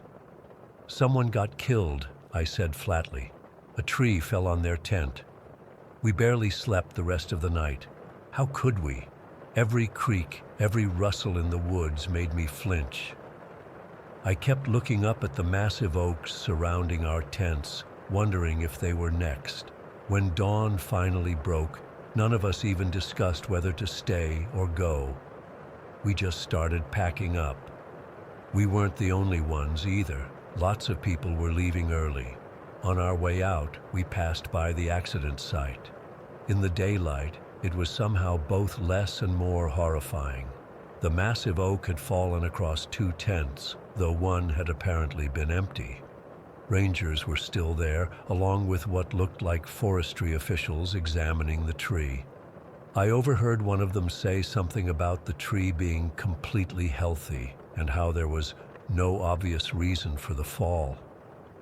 That's the part that really gets to me still. There was no storm, no wind, nothing to explain why a healthy oak tree would suddenly crash down in the middle of the night. We learned later from news reports that the victim was a guy in his 30s who had gone to bed early while his friends were still at the springs. He was killed instantly, which I guess is the only mercy in this whole thing. The official report ruled it an accidental death, one of those freak things that just happen sometimes. It's been a month, and I still haven't been camping since. I'm not sure when or if I'll go again. Every time I close my eyes in a tent, I know I'll be listening for that sound, that terrible cracking that comes out of nowhere and changes everything. I used to think the wilderness was predictable if you were prepared. Check the weather, bring the right gear, know your surroundings. But now I understand there's a randomness to nature that no amount of preparation can protect you from. Sometimes a tree that stood for 100 years just decides that night is the night it falls. And if you happen to be sleeping under it when it does, I keep thinking about that foot. Just a normal human foot, attached to someone who went to sleep expecting to wake up in the morning. Someone who probably loved camping as much as I did. Someone whose last sensation might have been the faintest creak of wood giving way above them, if they woke up at all.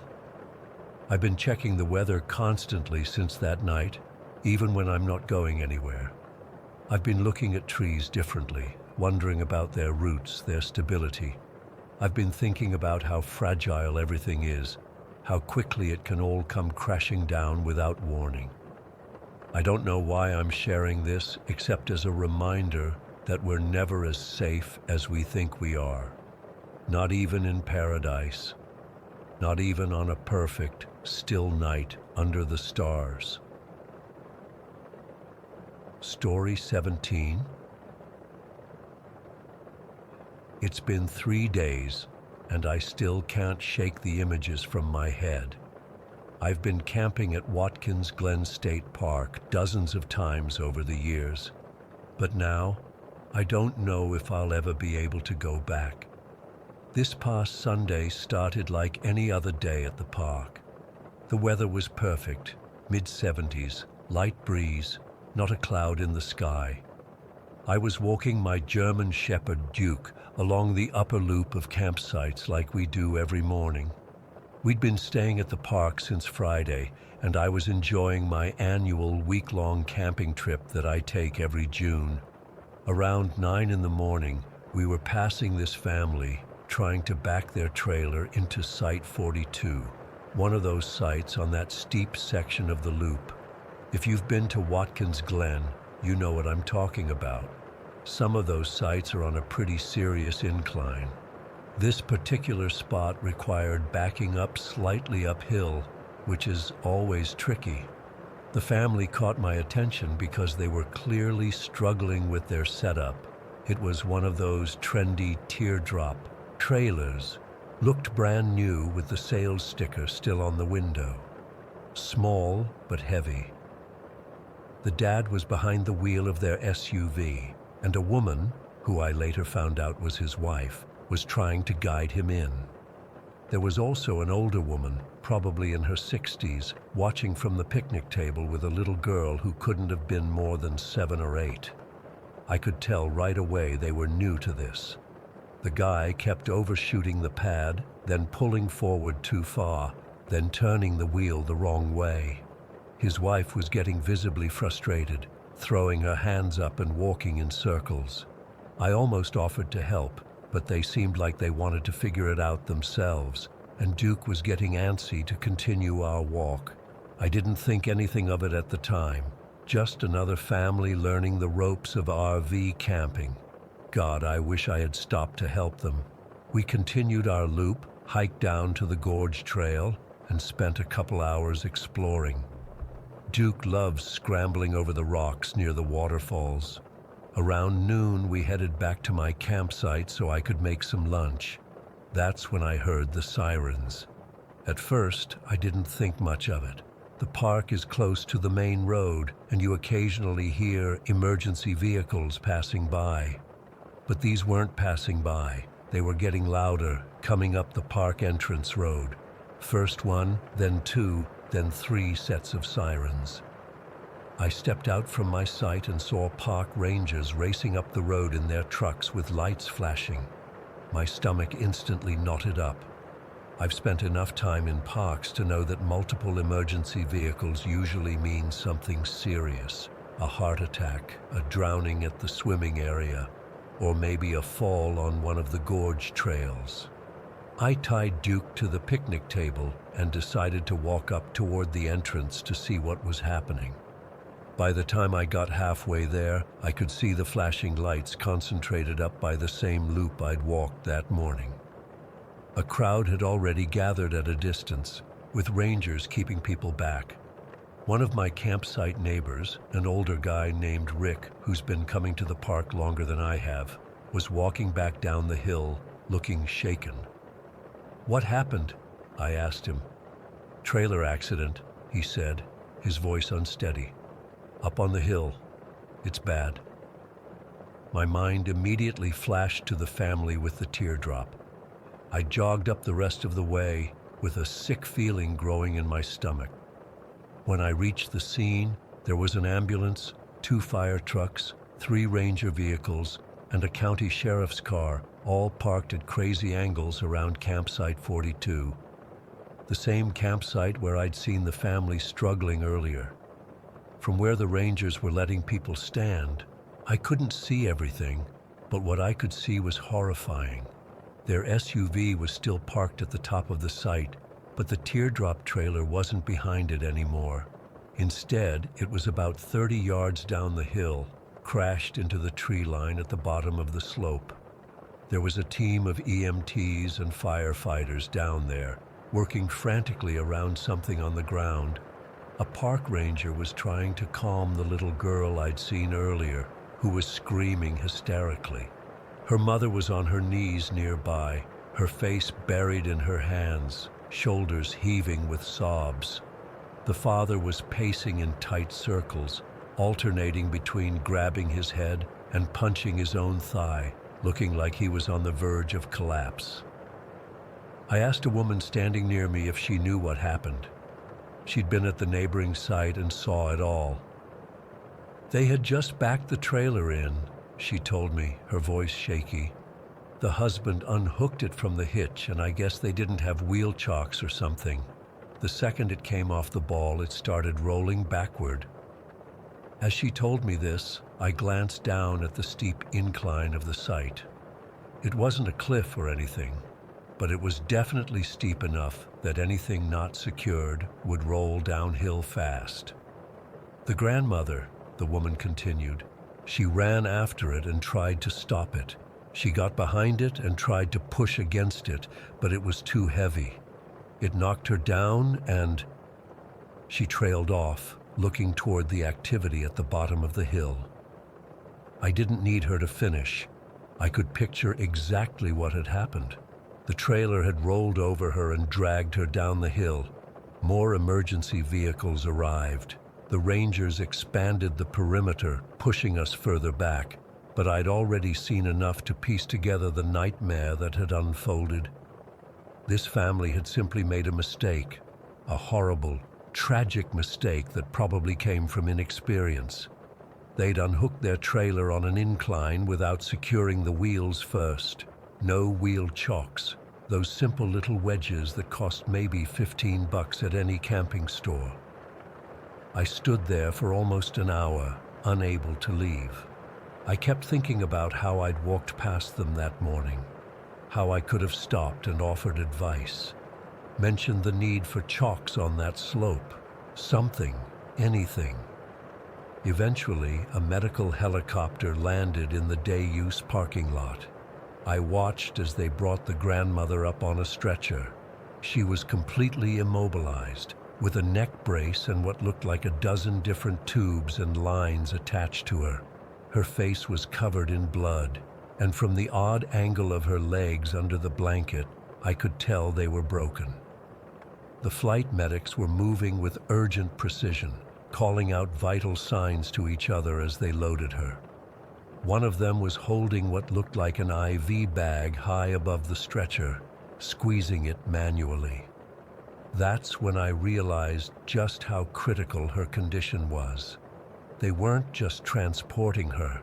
They were actively fighting to keep her alive during the transfer. As they lifted off, a park police officer began taking statements from witnesses. I didn't have much to add since I hadn't seen the actual accident, but I mentioned seeing the family struggling earlier. The officer nodded grimly and told me they were looking into all factors. "How much does one of those teardrop trailers weigh?" I asked him. "That model? Probably around 1,000 pounds, maybe more," he replied. "Enough that once it starts moving, you can't stop it by hand, not even close." 1,000 pounds. The image of that woman trying to physically stop it made me feel sick. I walked back to my campsite in a daze. Duke was waiting patiently, and I just sat with him for a while, scratching his ears and trying to process what I'd seen. I couldn't help but think about how quickly it had all happened. One minute, a family was setting up for a fun camping trip. The next, they were in the middle of a life-altering tragedy. That night, I barely slept. I kept hearing the little girl's screams in my head. I kept seeing the mother collapsed on the ground, the father's helpless pacing, the grandmother being loaded into the helicopter. The next morning, I walked by the site again. The SUV was gone. The family was gone. But the trailer was still there, wedged between two pine trees at the bottom of the hill. The park had put yellow caution tape around it. A park maintenance worker told me they were waiting for special equipment to remove it without causing more damage to the trees. There was a small makeshift memorial already starting near the campsite entrance. A few flowers, a teddy bear, a camping lantern. I later found out that the grandmother had survived the night but was in critical condition at the trauma center in Rochester, with multiple broken bones, internal bleeding, and a severe head injury. I was supposed to stay until Friday, but I packed up and left that afternoon. I just couldn't enjoy myself knowing what had happened just a few hundred yards away. As I drove out of the park, I passed a young couple pulling a small trailer, and I almost stopped them to ask if they had wheel chocks. It's been 3 days now, and I still can't stop thinking about it. About how one simple piece of equipment, 2 small blocks of plastic or wood that probably cost less than $20, could have prevented the whole thing. About how I walked right past them that morning and said nothing. I've been camping and towing trailers for almost 20 years, and safety becomes second nature. You don't even think about it. Chock the wheels, use jack stands, double-check the connections. It's automatic. But for new campers, these aren't obvious things. There's no universal training or license required to tow a trailer. You just buy it, hitch it up, and go. The dealerships should explain these things, but maybe they didn't. Or maybe the family was so excited about their new purchase that they forgot what they were told. I keep replaying that morning in my head. If I had just stopped for a minute, just said, "Hey folks, make sure you chock those wheels before you unhitch on this slope." 10 seconds of my time, that's all it would have taken. I called the park office this morning to ask about the grandmother's condition, but they couldn't give me any updates due to privacy rules. All the ranger would say was that the investigation was ongoing. That trailer is probably still there, stuck in those trees. A 1,000-pound reminder of how quickly things can go wrong, of how a dream vacation can become a nightmare in seconds. I don't know if I'll ever go back to Watkins Glen, and if I do, I know I'll never be able to walk that campground loop without seeing that trailer rolling downhill and hearing that little girl's screams. Story 18. I've never told this story to anyone outside my immediate family, but I need to get it off my chest. It's been 3 years since it happened, and I still wake up in cold sweats sometimes, thinking I hear that scream again. We moved to this old property in rural Virginia when I was 19. My parents got it for a steal because the previous owners were eager to sell. It was this massive old farmhouse with about 12 acres of land, backing up to woods and an ancient cemetery that dated back to the Civil War. The place had history, not all of it good. It was originally part of a larger plantation from the 1800s, but had been divided up over the years. My sister Emma is 2 years older than me, and she's always been into spiritual stuff, crystals, tarot readings, that kind of thing. I never really bought into it, but I respected that it was her thing. About 2 months after we moved in, she started noticing weird things around the property. She'd find these perfect circles of small animal bones in the far corner of our land, near where our property met the woods. The first time could have been written off as some predator's leftovers, but then we found 3 more identical circles over the span of 2 weeks. Emma got freaked out enough that she visited this local psychic in town, this old lady named Madeline, who ran her business out of a little cottage on Main Street. I remember the day Emma came back from that reading. She was pale, and her hands were shaking when she told me what Madeline had said. "Don't go outside at night. The deer aren't actually deer." I laughed it off at first. I mean, what the hell does that even mean? But Emma was serious. She made me promise not to go wandering the property after dark. I mostly kept that promise, except for my late-night smoke breaks. I liked to go out to this old burnt-up shed about 30 yards from the house. It had been struck by lightning years ago, according to the neighbors, but the frame was still standing, and it made a good spot to get out of the wind. One night, about a month after Emma's psychic visit, she had some friends over, 3 girls from her community college class. They decided to walk down to the creek at the edge of our property around sunset. They were gone longer than expected, and when they finally burst through the front door around 8:30, they were hysterical. All 4 of them talking at once, out of breath, faces streaked with tears. When they calmed down enough to explain, they said something had chased them through the woods. They'd been sitting by the creek, just talking, when they heard heavy footsteps circling them in the brush. Emma said it sounded like something walking on 2 legs, but moving too fast to be a person. Whatever it was, it kept just out of sight. When they got spooked and started heading back toward the house, it followed them, getting closer and closer until they broke into a run. They swore they could hear it breathing right behind them the whole way. My parents chalked it up to girls scaring themselves, and I tried to play it cool, but I was unsettled. Emma's friends refused to come back after that. Fast forward to October. The nights were getting colder, and I was having trouble sleeping. Around 3 in the morning on a Tuesday, I decided to grab my cigarettes and head out to the shed for a smoke. It was a clear night with a 3/4 moon, bright enough that I didn't need a flashlight to navigate the yard. The air was still, unusually still. No crickets, no distant owls, nothing, just dead silence. I remember thinking it was strange even before anything happened.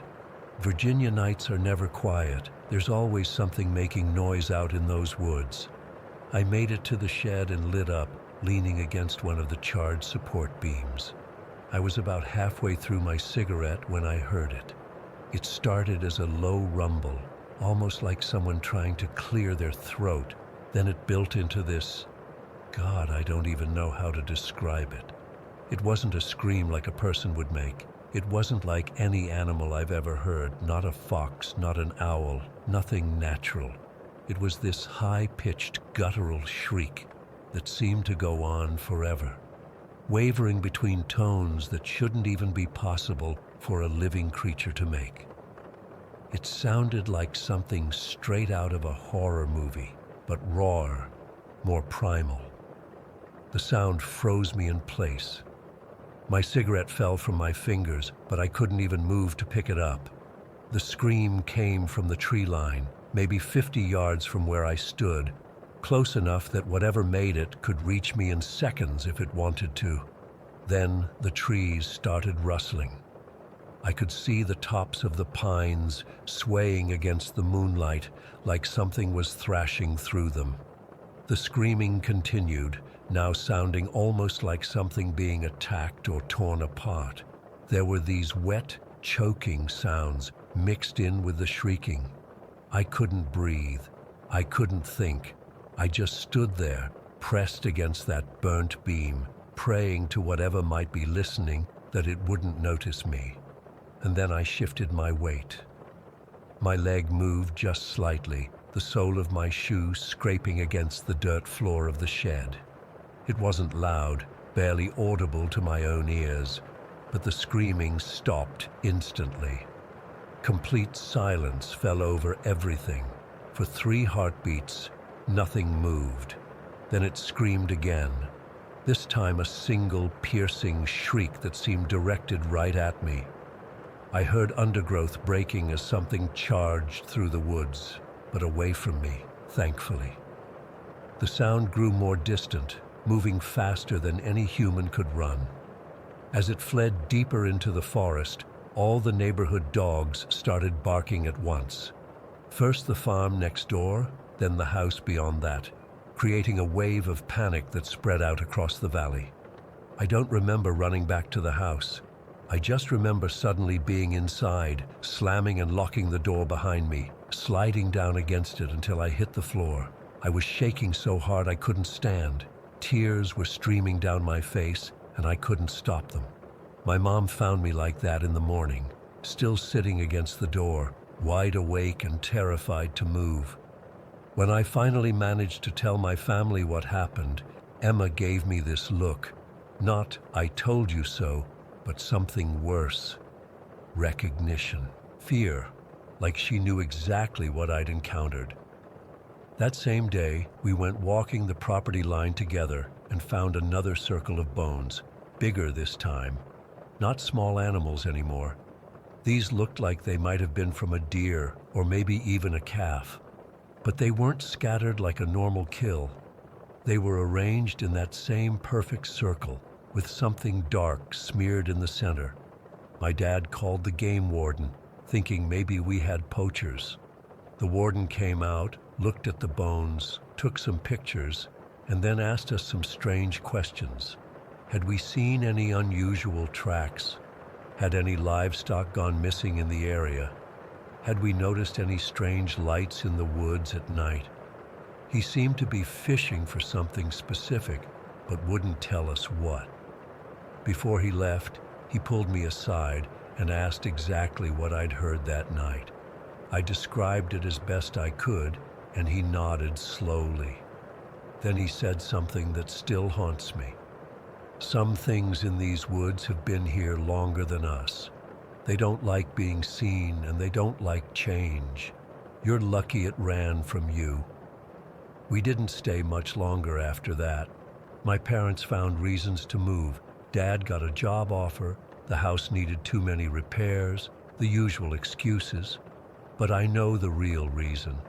None of us could sleep peacefully there anymore. I've researched everything I can think of to explain what I heard that night.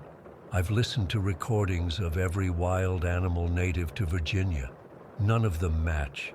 I've read about skinwalkers and wendigos and all the other folklore monsters people talk about online. Nothing quite fits. All I know for certain is that the psychic was right about one thing.